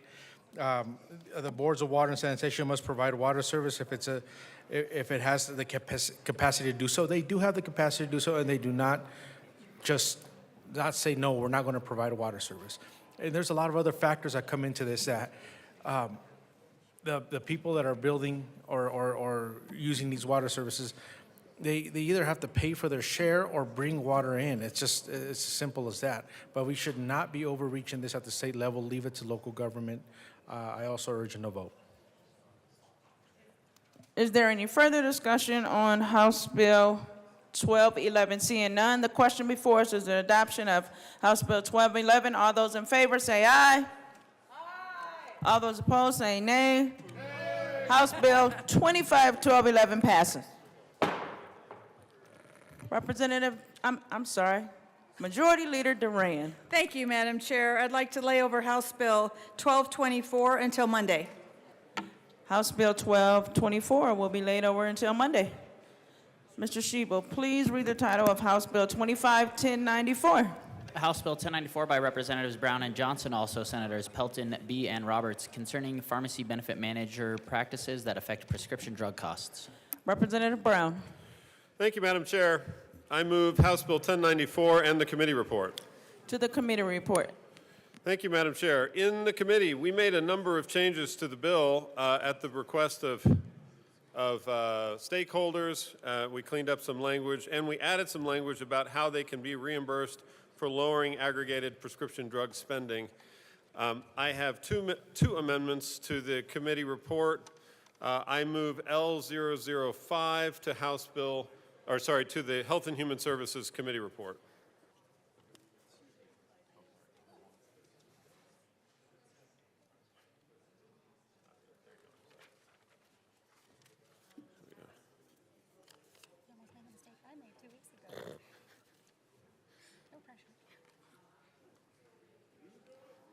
Okay, Amendment L005 has been moved and properly displayed to the committee report. Representative Brown. Thank you very much, Madam Chair.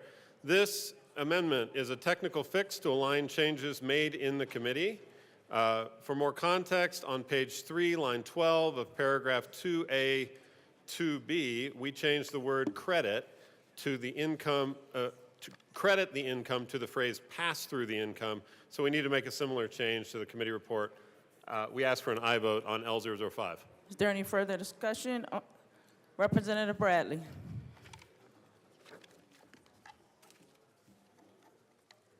Thank you, Madam Chair. I move L013 as a substitute amendment and ask for it to be displayed.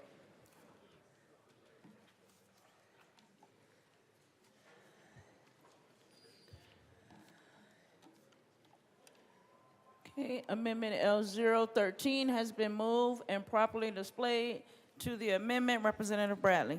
Thank you, Madam Chair. I think in the ability to stakehold, maybe we forgot the PBMs at the table. So this amendment cleans up the last amendment, and it states that we agree that PBMs should be held accountable to their clients for what is in their contracts. However, proprietary information must be protected, especially when the current language in the bill could allow for highly sensitive pricing information to be handed over to the very entities that PBMs negotiate with. So that takes away their power. Again, another way, giveaway to pharma. If we actually want to lower prescription drug prices for Coloradans, we need to make sure PBMs have tools to do their jobs well. We need to protect this information, and that's what this amendment does. Sharing proprietary information with the world does the opposite of lowering drug prices. It compromises negotiations that lower the price of prescription drugs and can lead to collusion. This amendment allows for transparency to clients so the entity is paying for health care and knows exactly what they are getting. So I know it's not sexy to talk about PBMs and Big Pharma, but PBMs limit the cost of Big Pharma driving up the cost of prescription drugs in all of your districts. And when seniors and people can't pay for their drug costs, they can't be on their meds. This is a great amendment. It was brought to us by great stakeholdering and an urge and I vote. If not, Big Pharma is going to tell what the PBM's negotiating tools are, and the prices are going to skyrocket. I urge and I vote. Thank you. Is there any further discussion on Amendment L013? Thank you. Representative Brown. Thank you very much, Madam Chair. So first of all, the amendment that I offered, this is to another section of the bill. So I'll just say for just a point of clarification, as a substitute amendment, this isn't even really what I was talking about with L005.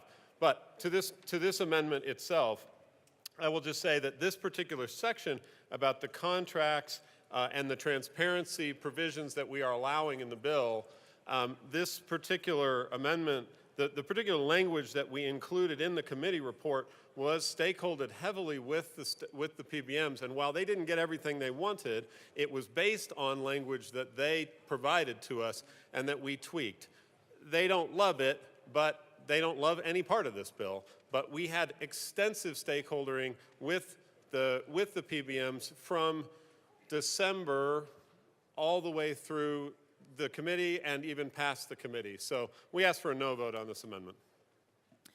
Representative Bradley. Thank you, Madam Chair. It's great that you, stakeholder, they still didn't come to the table, and this is going to ensure that Big Pharma runs the gamut, because now you're taking away the negotiation tools of drug prices. I know that some people don't like PBMs, but Big Pharma is running ragged in this state, and we have drug costs costing up to $1,000. This is a great amendment. It was not stakeholder with the PBMs, and I urge an aye vote. Thank you. Representative Bottoms. I do agree with my colleague from wherever she's from. And I do think this is one of the things we're doing. We're taking the people that actually will do the heavy pulling for these smaller pharmacies and for the people, for the actual consumers. We're trying to, I don't guess take them out of the subject, but we're trying to control and regulate them, and with all of the other things that go along with how you have to declare all this stuff, that this is going to hinder, this is going to drive drug cost up, it's going to hinder the consumer. The consumer always is the one who takes it.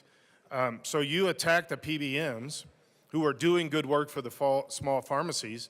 Well, where is the money going to come from? It's going to come from the consumers, and specifically these small pharmacies. This is just a direct attack on, again, the people. I don't understand why we have to attack the people. We, the people, are paying through the nose for everything, and we continue to punish we, the people, in the process.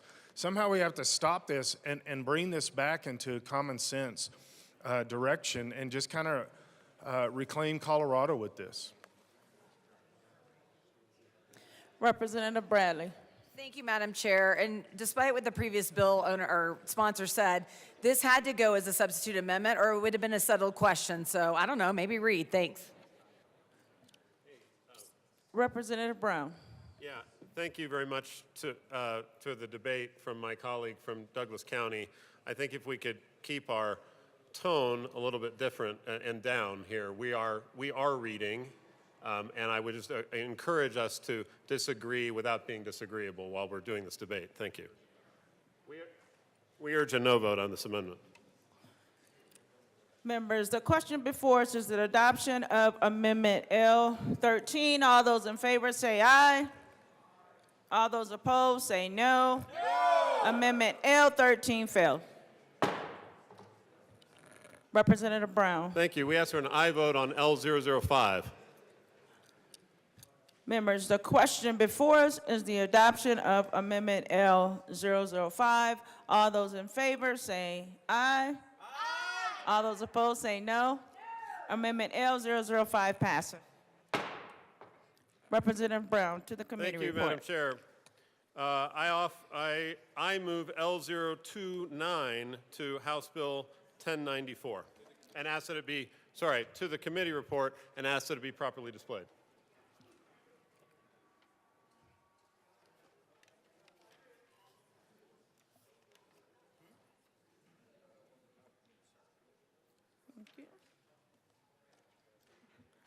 Amendment L029 has been moved and properly displayed to the amendment. Representative Brown. Thank you very much, Madam Chair. This amendment, during our stakeholder process, we have heard over and over again that provisions of this bill would somehow increase pharmaceutical costs. We know that the inherent rationale behind this bill is to lower pharmaceutical costs and to make sure that people are saving money on their prescription drugs.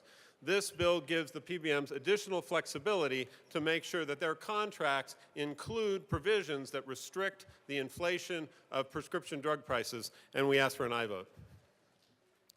Is there any further discussion on Amendment L029? Seeing none, the question before us is the adoption of Amendment L29. All those in favor say aye. Aye. All those opposed, no. Amendment L029 passes. To the committee report. Thank you, Madam Chair. We ask for an aye vote on the committee report. Is there any further discussion on the committee report? Seeing none, the question before us is adoption of the Health and Human Services Committee report. All those in favor say aye. All those opposed, no. The committee report as amended has been adopted.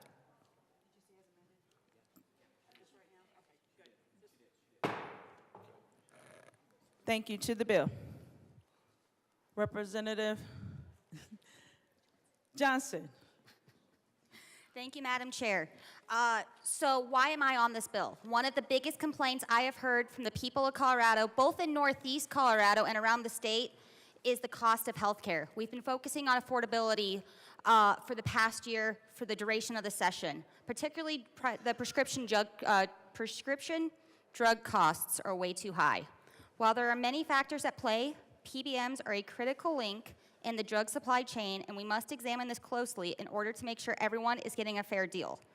And I want to mention that this is a bipartisan bill, and this is a strong need for my area, Northeast Colorado, as the senator from Northeast Colorado is also supporting this bill. Our bill targets the complex web of pricing schemes and rebates and fees used by PBMs that ultimately drive up the cost of medications to the people we serve in all of our districts and brings transparency and accountability to the system, which is something I think we all want. It also ensures our small pharmacies, our locally owned pharmacies, are reimbursed fairly to ensure they can keep serving their communities. Over the last decade, low PBM reimbursement of local independent pharmacies for fulfilling patients' prescriptions has forced the closure of 27% of the kinds of independent local pharmacies critical to rural communities, critical to my communities. And this is not okay. I'm on here to protect rural communities. No one should have to choose between paying for their medications or paying for other necessities. I have heard heart-wrenching stories, people choosing their rent over diabetes medicines, people forgoing chemo and alternate medications to afford groceries. The price of drugs is too high, and we need to make sure there's accountability in the system. Representative Brown. Thank you, Madam Chair. And I want to thank my good colleague from the Eastern Plains, Fort Morgan, thank you, for her partnership on this bill. We all hear from our constituents about the high cost of health care, and in particular the price of prescription drugs. A recent report by the Center for Improving Value in Healthcare, or CIVIC, indicated that over the past 10 years, pharmacy costs in Colorado have increased by 151%, while the number of prescriptions filled has increased by only 10%. It is not that people are filling more medicines, but it is that the prices have climbed. PBMs are an important check on pharmaceutical costs. But while PBMs arose initially to help reduce drug costs and pass those savings on to their clients, as they have grown, they have become integrated with insurance companies, and they are facing growing scrutiny about whether their practices may actually be driving prescription drug spending. In an interim report by the FTC, they highlighted some of these perverse incentives that may exist in the market. House Bill 1094 is straightforward, common sense reform that ensures that PBMs operate with transparency and accountability while being compensated for lowering overall prescription drug spending. At this point, I move L016 to House Bill 1094 and ask that it be properly displayed.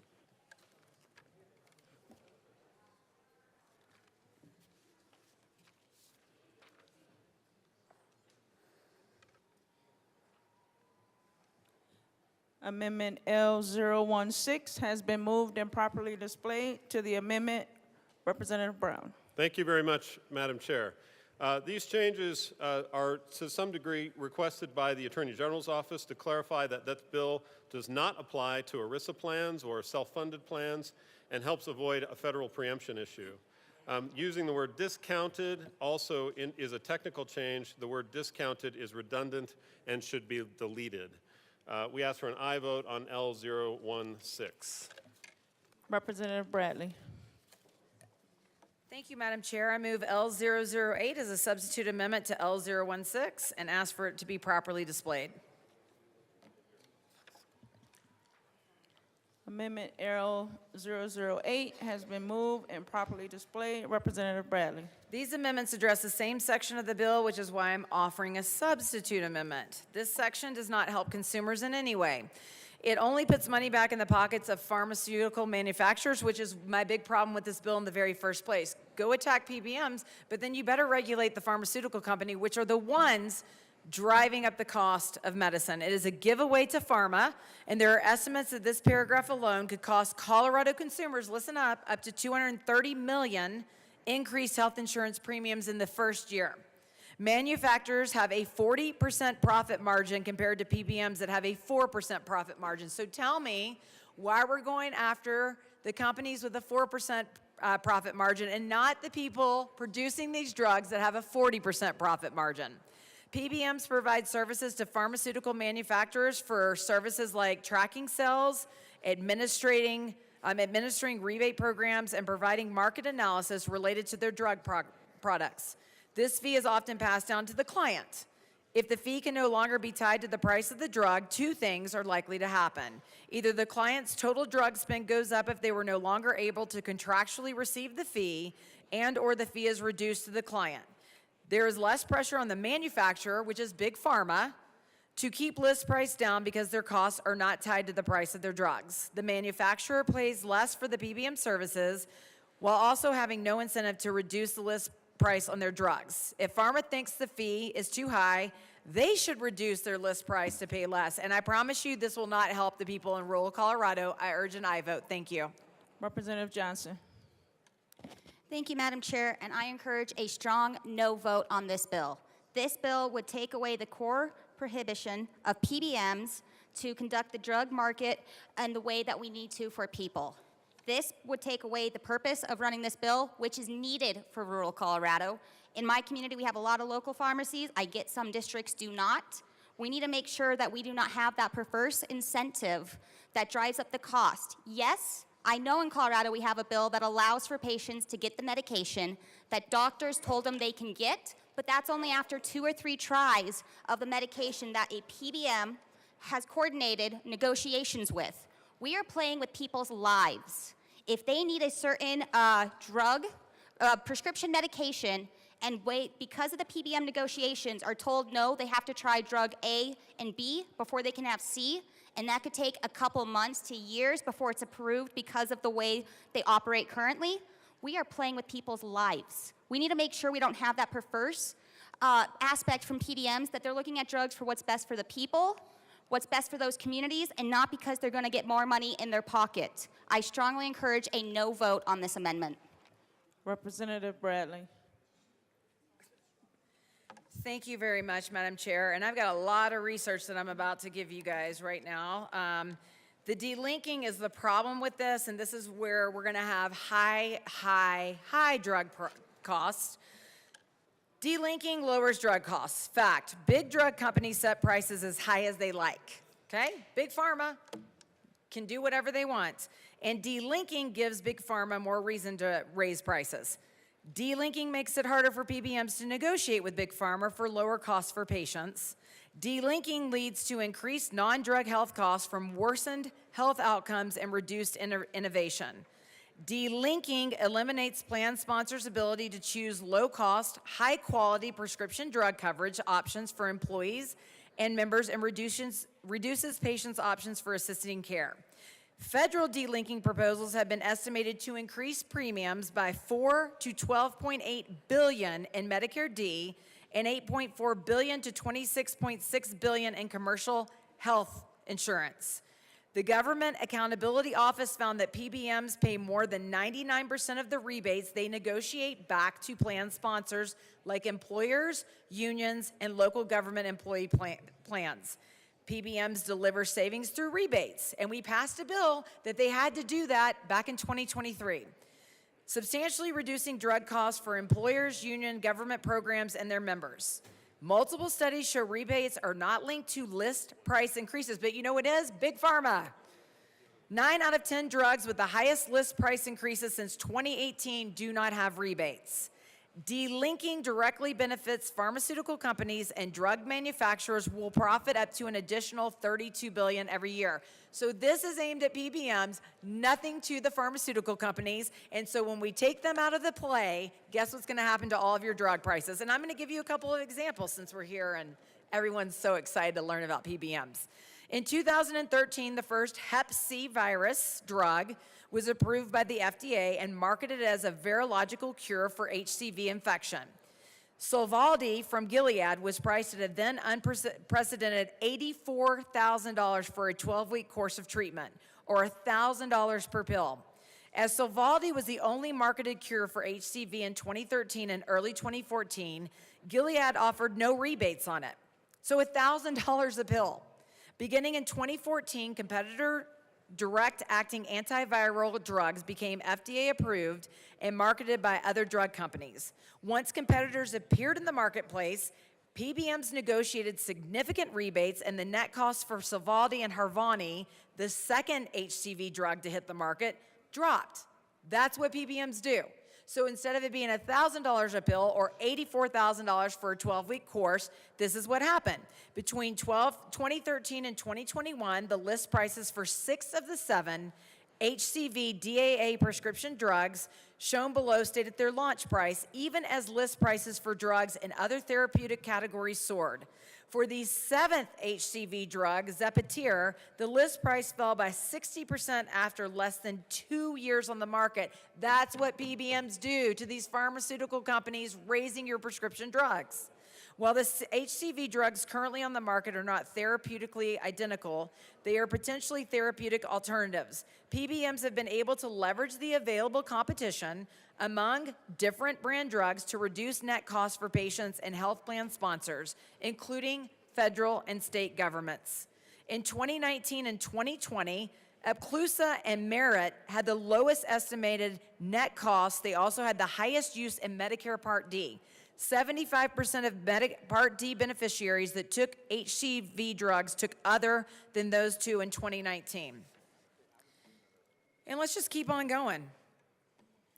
Pharmacy benefit managers are working every day to help over 260 million Americans get their prescription drugs safely, efficiently, and affordably. Those are people in our district that are paying high costs of inflation, high costs of living, can't afford eggs, and they're having to make choices between their groceries and if they can afford their drugs. So the goal is to limit PBMs that negotiate those prices and let Big Pharma just soar. By leveraging proven tools, PBMs will save health plans and consumers more than $1 trillion with a T, over 30% on prescriptions over the next decade, and will prevent 1 billion medication errors. Working in partnership with more than 3.2 million U.S. businesses, PBMs provide prescription drug benefits to 156 million employees and their families. Oh, I thought you were talking to me, sorry. I'm used to getting gavels, so I have to take a look back every now and then. PBMs also support... Sounds to the amendment. Keep going. Thank you. Bradley. PBMs also support government health care programs such as Medicare Part D. PBMs perform a wide variety of valuable services that not only lower drug costs, but also improve health outcomes, benefiting their sponsors, members, and the healthcare system as a whole. PBMs reduce drug costs by encouraging the use of more cost-effective drugs, such as generics. And just again, for everyone listening to me so intently about PBMs, PBMs do not set drug prices. If you hear anything from me here, it's not the PBM setting the drug cost. It is the pharmaceutical companies. So a bill to lower drug prices would be aimed at Big Pharma to regulate how much they set those prices at. Drug companies continue to raise their prices year after year, sometimes multiple times a year, often for the exact same product. Over the last 10 years, drug companies' price hikes increased the price of drugs by 159%. Only 10% of U.S. prescriptions are brand drugs, but they only make up 80% of drug spending. So if you want to help out the people in Colorado and you want to help out your constituents to be able to afford drugs, this is not the bill to do it. You need to go after Big Pharma. I urge an aye vote on this amendment. Thank you. Is there any further discussion on L8? Seeing none, the motion before us is the adoption of Amendment L8 to House Bill 1094. All those in favor say aye. Aye. All those opposed say no. No. The amendment fails. To the amendment, Representative Brown. Thank you, Mr. Chair. We ask for an aye vote on L16. Is there any further discussion on L16? Seeing none, the motion before us is the adoption of L16. All those in favor say aye. Aye. All those opposed say no. L16 is adopted. Representative Brown. Thank you, Mr. Chair. We ask for an aye vote on House Bill 1094. Is there any further discussion? Representative Bradley. Thank you, Mr. Chair. I move Amendment L011, L011, that's public school for you, L011, and ask for it to be displayed.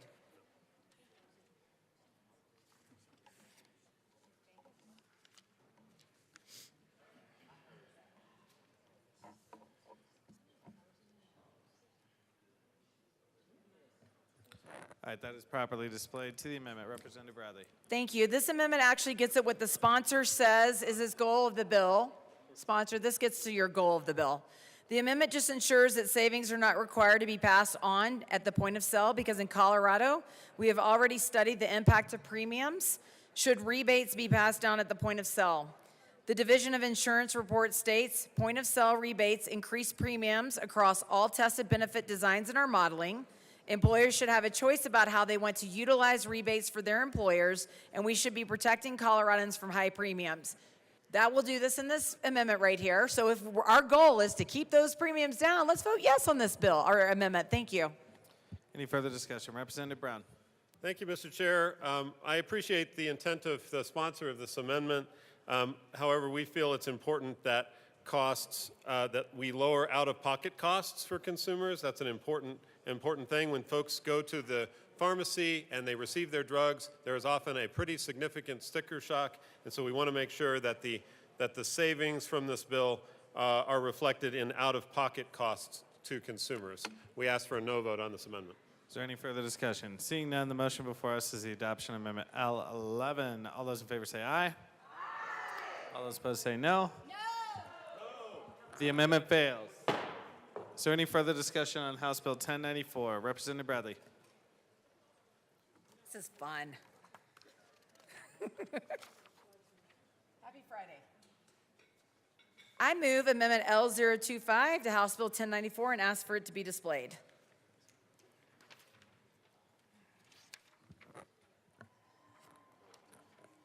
That is properly displayed to the amendment. Representative Bradley. I'm going to slow down and just read this whole thing. All right. Amend printed bill, page 4, after line 14, insert 5A. The division shall contract with an actuarial firm to study the cost implications of implementing this section on a commercial, fully insured market and shall complete this study on or before July 1st, 2027. Subsections 1 to 4 of this section do not take effect unless the actuarial study projects the cost implications to reflect a premium increase of equal to or more than 1/2%. The commissioner shall notify the reviser of statutes in writing of the results of the study, and if applicable, the effective date of this section by emailing the notice to reviser of statutes ga@coloradoleg.gov.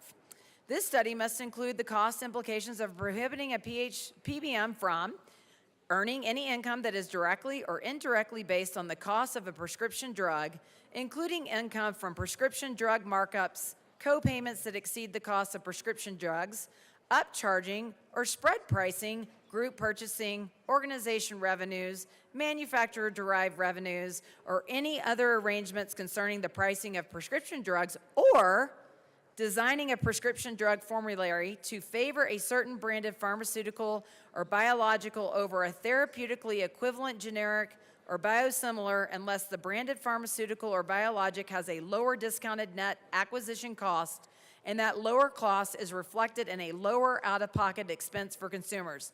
And the last paragraph for all of you following along, requiring a PBM to reimburse an independent or unaffiliated pharmacy for rural Colorado or a PBM-affiliated retail mail order or specialty pharmacy for the fulfillment of a prescription drug and an amount equal to the cost for the dispensed prescription drug ingredients and a reasonable and adequate dispensing fee if the national average drug acquisition cost is not available.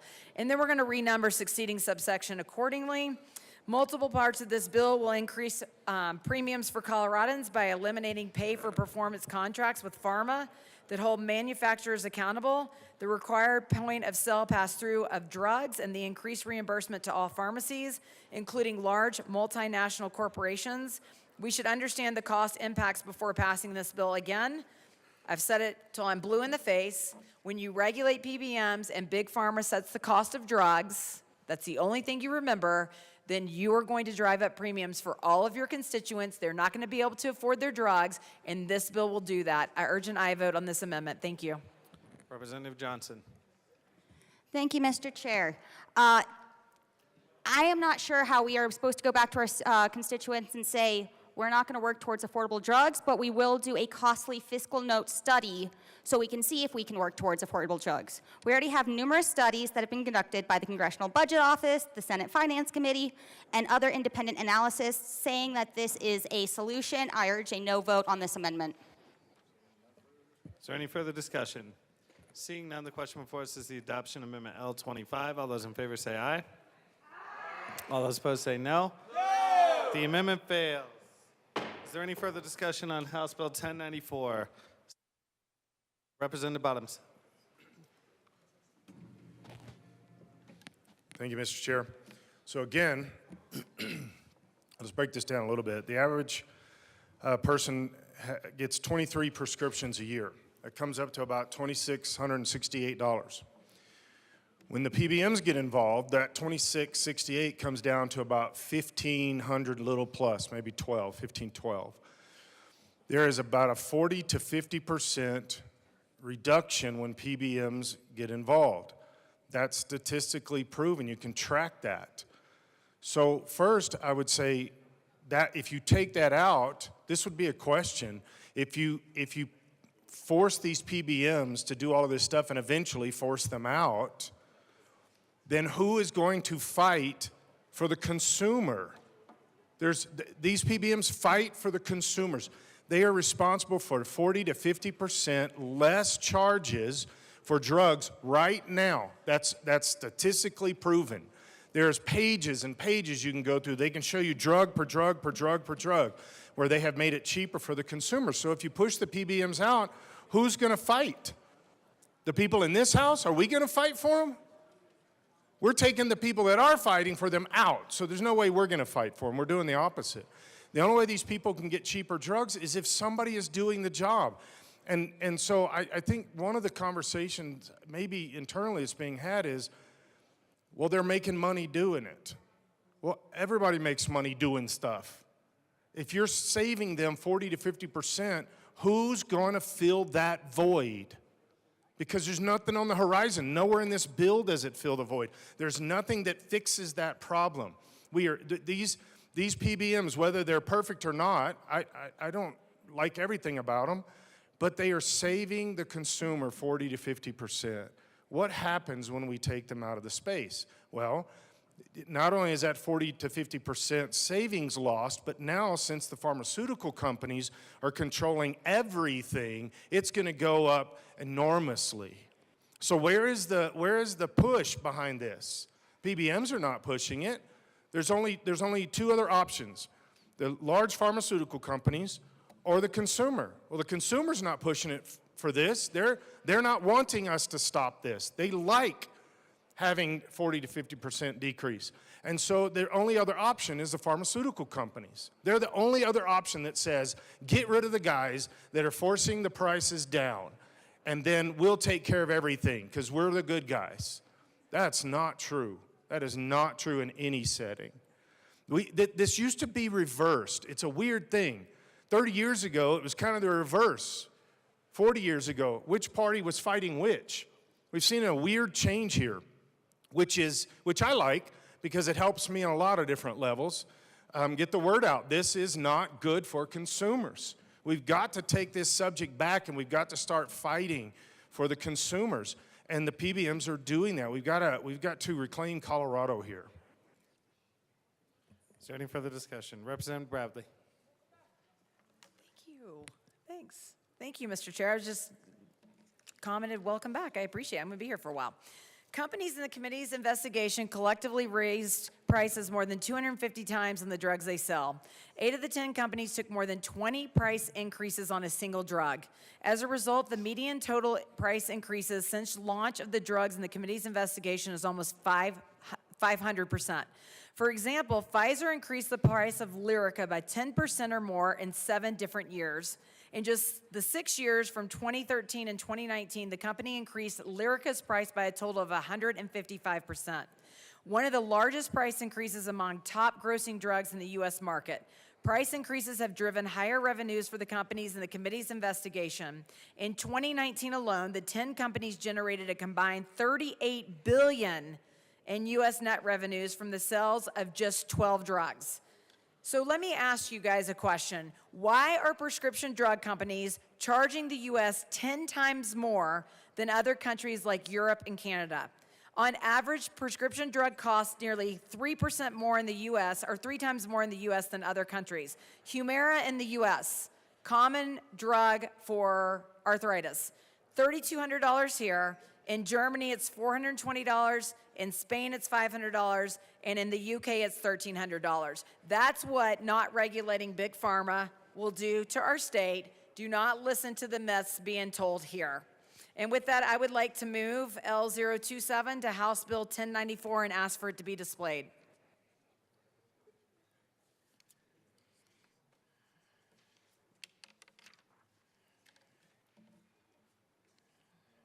All right, that's properly displayed to the amendment. Representative Bradley.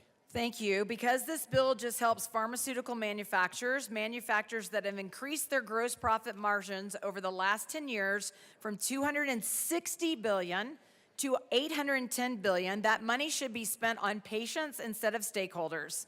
This amendment would require any of that money not to go to profit and instead to help patients afford the incredibly expensive drugs that these companies sell. Isn't that what the bill is supposed to do? We're going to help rural Colorado and all of our districts. If the bill is about helping patients afford medications, let's make sure that happens with this amendment. This is absolutely no transparency requirement on patient assistance programs, and this will shine light on the patient assistance programs that pharmaceutical manufacturers utilize and go directly towards the patients. This amendment will put money in the pockets of our patients that are struggling, and I urge an aye vote on this amendment. Thank you. Representative Brown. Thank you, Mr. Chair. And I appreciate the intent of this particular amendment. I think that the premise here is that unfortunately, I don't agree with the premise. I believe that this particular amendment drives pass-through. The bill is carefully constructed to make sure that the savings that PBMs are providing are passed through to consumers, and that we are eliminating any perverse incentives that they have to favor particular higher-priced drugs. I would need more time. I'd be happy to work with my colleague from Douglas County on this particular amendment, but I ask for a no vote at this time. Is there any further discussion? Seeing none, the motion before us is the adoption of Amendment L27. All those in favor say aye. Aye. All those opposed say no. No! Amendment L27 fails. Is there any further discussion on House Bill 1094? Representative Bradley.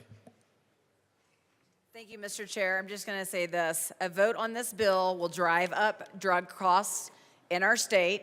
And while we have people struggling to afford basic necessities and groceries, they don't need to have their drug prices increased by Big Pharma. PBMs help negotiate and keep those prices down. And if you regulate them, they're going to leave, and our patients are going to be paying the cost for that. I urge a no vote on this bill. Thank you. Seeing no further discussion, the motion before us is the adoption of House Bill 1094. All those in favor say aye. Aye. All those opposed say no. No. House Bill 1094 passes. Mr. Schiebel, please read the title to House Bill 1230. House Bill 1230 by Representatives Caldwell and Pascal, also Senator Winter, concerning changes to the traffic violation for overtaking a school bus. Representative Caldwell. Thank you, Mr. Chair. I move House Bill 1230 and the Transportation, Housing, and Local Government Committee report. To the committee report. Representative Caldwell. Thank you, sir. So we did a lot of stakeholdering on this bill before it was introduced and then after it was introduced. And so in the committee hearing, we offered up 2 amendments, and one of them was a signage amendment. So current law around AVIS systems says that you have to post a sign 300 feet before the camera. Obviously, with a school bus, that's just not possible. And so the First Amendment addressed that. And then one more amendment clarifies that it is not required to take a photo of the face of the driver. And so there's just some clarifying language. And then also it clarifies that in order for this to be enforced, children have to be either getting off the bus or getting on the bus. So people aren't getting tickets at some random time when it's stopped at a railroad crossing or something like that. Any further discussion on the committee report? Seeing none, the motion before us is the adoption of the THLG committee report to House Bill 1230. All those in favor say aye. Aye. All those opposed say no. The committee report is adopted. To the bill. Do you want to speak? Representative Caldwell. Thank you, Mr. Chair. So this was based on a recommendation from the National Transportation Safety Board, and it has a simple goal. It allows school districts, with the permission of their local government, that's a big piece of this, if their local government signs off on it, to set up these AVIS systems on school bus stop signs. And what we're trying to address here is there's a serious problem with people, for whatever reason, I think mostly probably being impatient, running school bus stops and endangering our kids and parents' lives. We had some testimony in the committee hearing from someone from Denver Public Schools that just 2 weeks ago, a car ran past. The school bus was stopped with the sign out. Kids were fixing to get off the bus. A car decided to run past the school bus, not on the left side of the school bus, but on the right side of the school bus where the kids get off the bus. They jumped the curb to do it. They went down the curb. The kids were getting off. Thankfully, the school bus driver saw it in the mirror and stopped the kids right before the car went by the door of the school bus. The car went on to hit a parent and then drag the parent down the street. And this is a problem that's happening not just here in Colorado, all around the country. And so we have some stats from that. There's 24 other states that have a similar system to this, and those states include Florida, Texas, Georgia, New York, Pennsylvania. So there's surveys done each year by the NASDPTS, and what they found was in a 2024 survey, they surveyed 98,000 bus drivers, and what they reported was there were over 66,000 illegal school bus passings in a single day. 98,000 surveyed drivers represented only about 26% of total bus drivers in the nation. And from one vendor who offers this in other states, what they said was in 2023, 71,386 violations were issued, just in 2023 from one company. Out of those 71,000 violations, 99% of those ticketed and paid did not receive a second violation. 99%.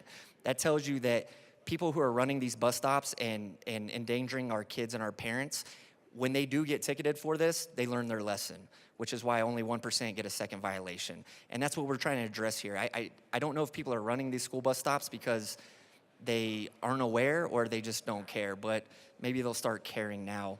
And the last thing I'll say on it is My personal story here is, aside from session, I walk my kids to the school bus stop every morning from kindergarten to 5th grade. I can't do it obviously while we're here in session, but I've seen dozens, at least over a dozen times, just in the last couple years, of people, my kids getting on the school bus sign is out, and people just in a hurry, pulling out and just blowing right through the stop sign. And multiple times I've seen kids at my kids' bus stop almost get hit, including my own kids. And so this is a problem that's protecting parents and kids. Representative Pascal. Hey, everybody. I jumped onto this bill with Representative Caldwell, my fellow representative from El Paso County, because I think it's a good bill. It is about safety of children and their parents at the school bus.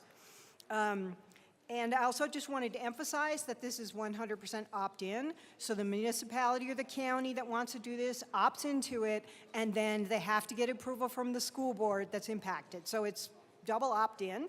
Also wanted to point out that there are restrictions for being able to have a quota on this. You can't have a quota on the number of tickets that you have to generate, and it can't be a pay the Avis company based on per ticket. So it's not allowed to have like a revenue generating structure. So the entire goal here is to get people to stop running the stop signs on school buses. So 100% safety bill. This was passed through committee with 100% unanimous consent. And I think it's a great bill, and good bill, vote yes. Is there any further discussion on House Bill 1230? Seeing none, the motion before us is the adoption of House Bill 1230. All those in favor say aye. Aye. All those opposed say no. House Bill 1230 No, is was that adopted. Weinberg? Madam Majority Leader. Thank you, Mr. Chair. I move the committee rise and report. Members, you have heard the motion. Seeing no objection, the committee will rise and report.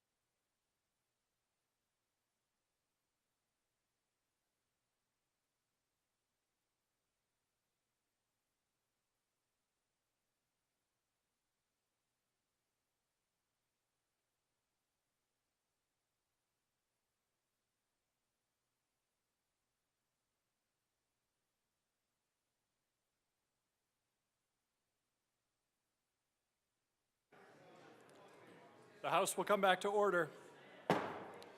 Mr. Shebo, please read the report of the Committee of the Whole. Mr. Speaker Pro Tem, your Committee of the Whole begs leave to report is under consideration the following attached bills being in second reading thereof and making the following recommendations thereon. House Bill 1094 as amended, 1211 as amended, 1230 as amended, and 1234 as amended. Passed on second reading, ordered and grossed and placed on the calendar for third reading and final passage. House Bill 1224 laid over until March 17th, 2025. There are no amendments at the desk. The question before us is the adoption of the report of the Committee of the Whole. Oh, sorry about it. Mr. Representative Mabry, go for it. Now the question is before us. The question is the adoption of the report of the Committee of the Whole. Mr. Shebo, please open the machine, and members, please proceed to vote. Representative Gilchrist, how do you vote? Yes. Representative Gilchrist votes yes. Representative Martinez, how do you vote? Yes. Representative Martinez votes yes. Representative English, how do you vote? Yes. Representative English votes yes. Yes. Madam Speaker, how do you vote? Madam Speaker is excused.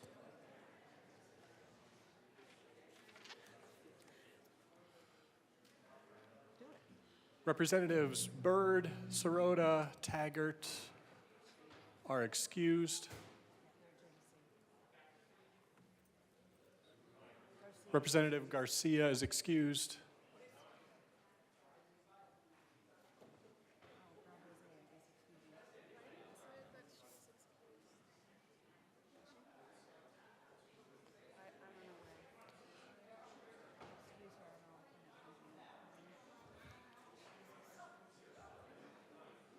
Please close the machine. With 36 aye votes, 21 no votes, and 8 excused, the report of the Committee of the Whole is adopted. Majority Leader Duran. Thank you, Mr. Speaker Pro Tem. I move to lay over the balance of the calendar till Monday, March 17, 2025. Seeing no objection, the balance of the calendar will be laid over until Monday. Announcements and introductions. Majority Leader Duran. Thank you, Mr. Speaker Pro Tem. Members, if I can have your attention. The group photo we took in January in the chamber to mimic the historical photos is available for purchase. You should have gotten one of these on your desks. If you'd like to view them or view the proofs and see what the photo looks like over our Chief Assignable Kathy's office, that's where it is, sorry. It's Kathy's desk. This flyer was placed on your desk. As you said, it has a QR code. So please, if you're interested, let her know if you'd like to purchase it. Thank you. Further announcements and introductions. Representative Leader. Hello, colleagues. I just came from out here on the West Steps talking to veterans, and they are inviting all colleagues in the chamber to please come out and chat with them. A lot of them have lost their jobs due to what's going on, and I think they deserve our time and respect to honor them for I have my freedom because of them. So please go out and chat with them. Thank you. Representative Lindstedt. Thank you, Mr. Speaker Pro Tem. The House Finance Committee will be meeting for a special hearing on adjournment in the Old State Library. We'll be hearing House Bill 1208 for action only, and we'll be hearing Senate Bill 3 with a testimony limit of 4 hours. We are the House Finance Committee on the second hearing. Testimony and conversations have to be related to the financial implications of the bill. If conversation in the hearing is not refined to financial implications in the bill, the testimony limit will move down from there. Thank you. Representative Carter. Thank you, Mr. Chair. Regarding announcements, I have been sending out art and pictures of art. Mr. Thomas Lockhart, world-renowned artist, was here this morning. Understanding he's a member of my district, he is a graphic designer and a world-famous artist. I have indicated yesterday, members of the Black Caucus each have photos, not photos, but actual paintings up in their offices, as well as some, a chair, other pieces of art. Go ahead and take a look at that, and he will be sending out another link for any members who would like to display more of their art inside of their offices. Thank you. Representative Froelich. And Representative Tatone.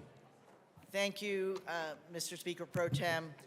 If we could just have a moment, and if Representative Rutnell could come down in celebration of Pi Day. I asked the likely person on Team Red if they had memorized pi to how many digits. Is there anyone who would like to represent Team Red on a pi digit contest? Come on now. Come on now. And we have... Hey, no phones. No phones. No phones. It has to be memory.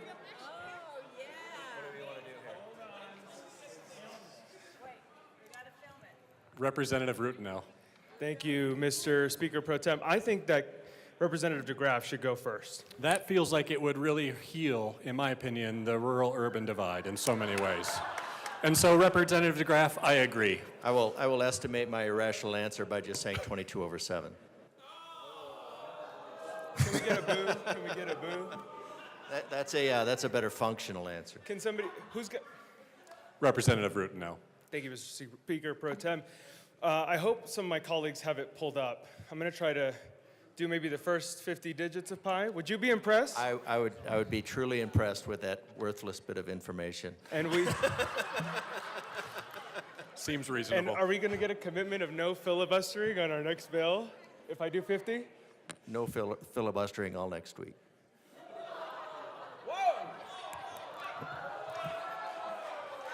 All right. This is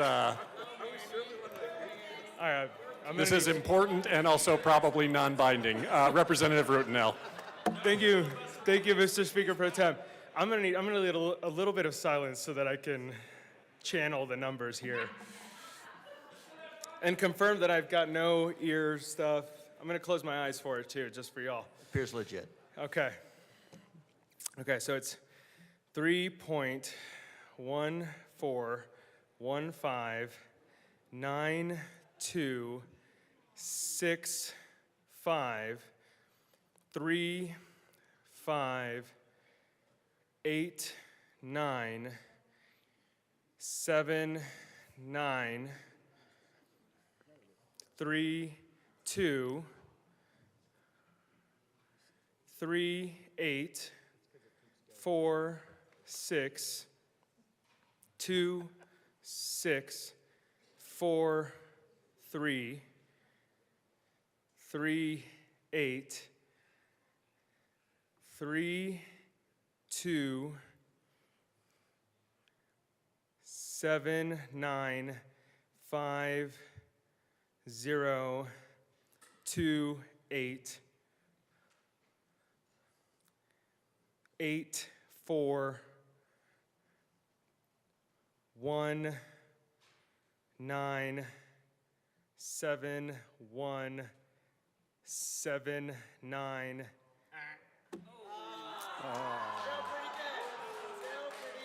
Are you sure? Wait. Let me rewind to that. Let me rewind to that because I think I'm still right. Okay, hold on. I think I'm right. We'll check. It could be an error on here. Could be. So I said, let me just make sure because it's 7-1. It is not. You are not correct. It's not 7-1? No, it's 6-9, not 7-9. I think I'm right, but he's definitely a good driver. He's definitely a good driver. That was good.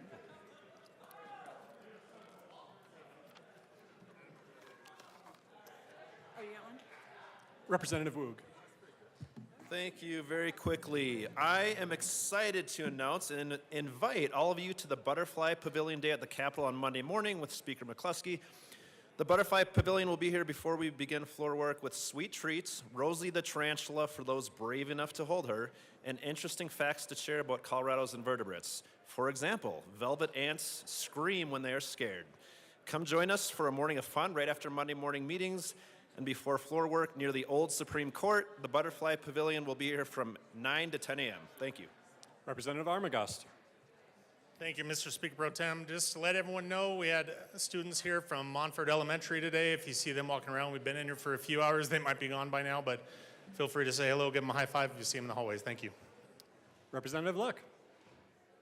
Thank you, Mr. Speaker Pro Tem. And I think my point was proven just now that genuinely the people in this room are amazing. And I can also say that you are worthy, loved, and adored. And I can't wait to see you again on Monday. Further announcements. Members, we have just a couple pieces of business to take care of. You are free to go. I hope you have a good weekend. That was good. No. Mr. Shebo, please read reports to the committee reference. Committee on Agriculture, Water, and Natural Resources, after consideration on the merits, the committee recommends the following. House Bill 1283 be amended as followed, and also amended be referred to the Committee of the Whole with favorable recommendation. Committee on Appropriations, after consideration on the merits, the committee recommends the following. House Bills 1013, 1069, 1112 as amended, 1204, 1209 as amended, 1210, 1279 as amended, be referred to the Committee of the Whole with favorable recommendation.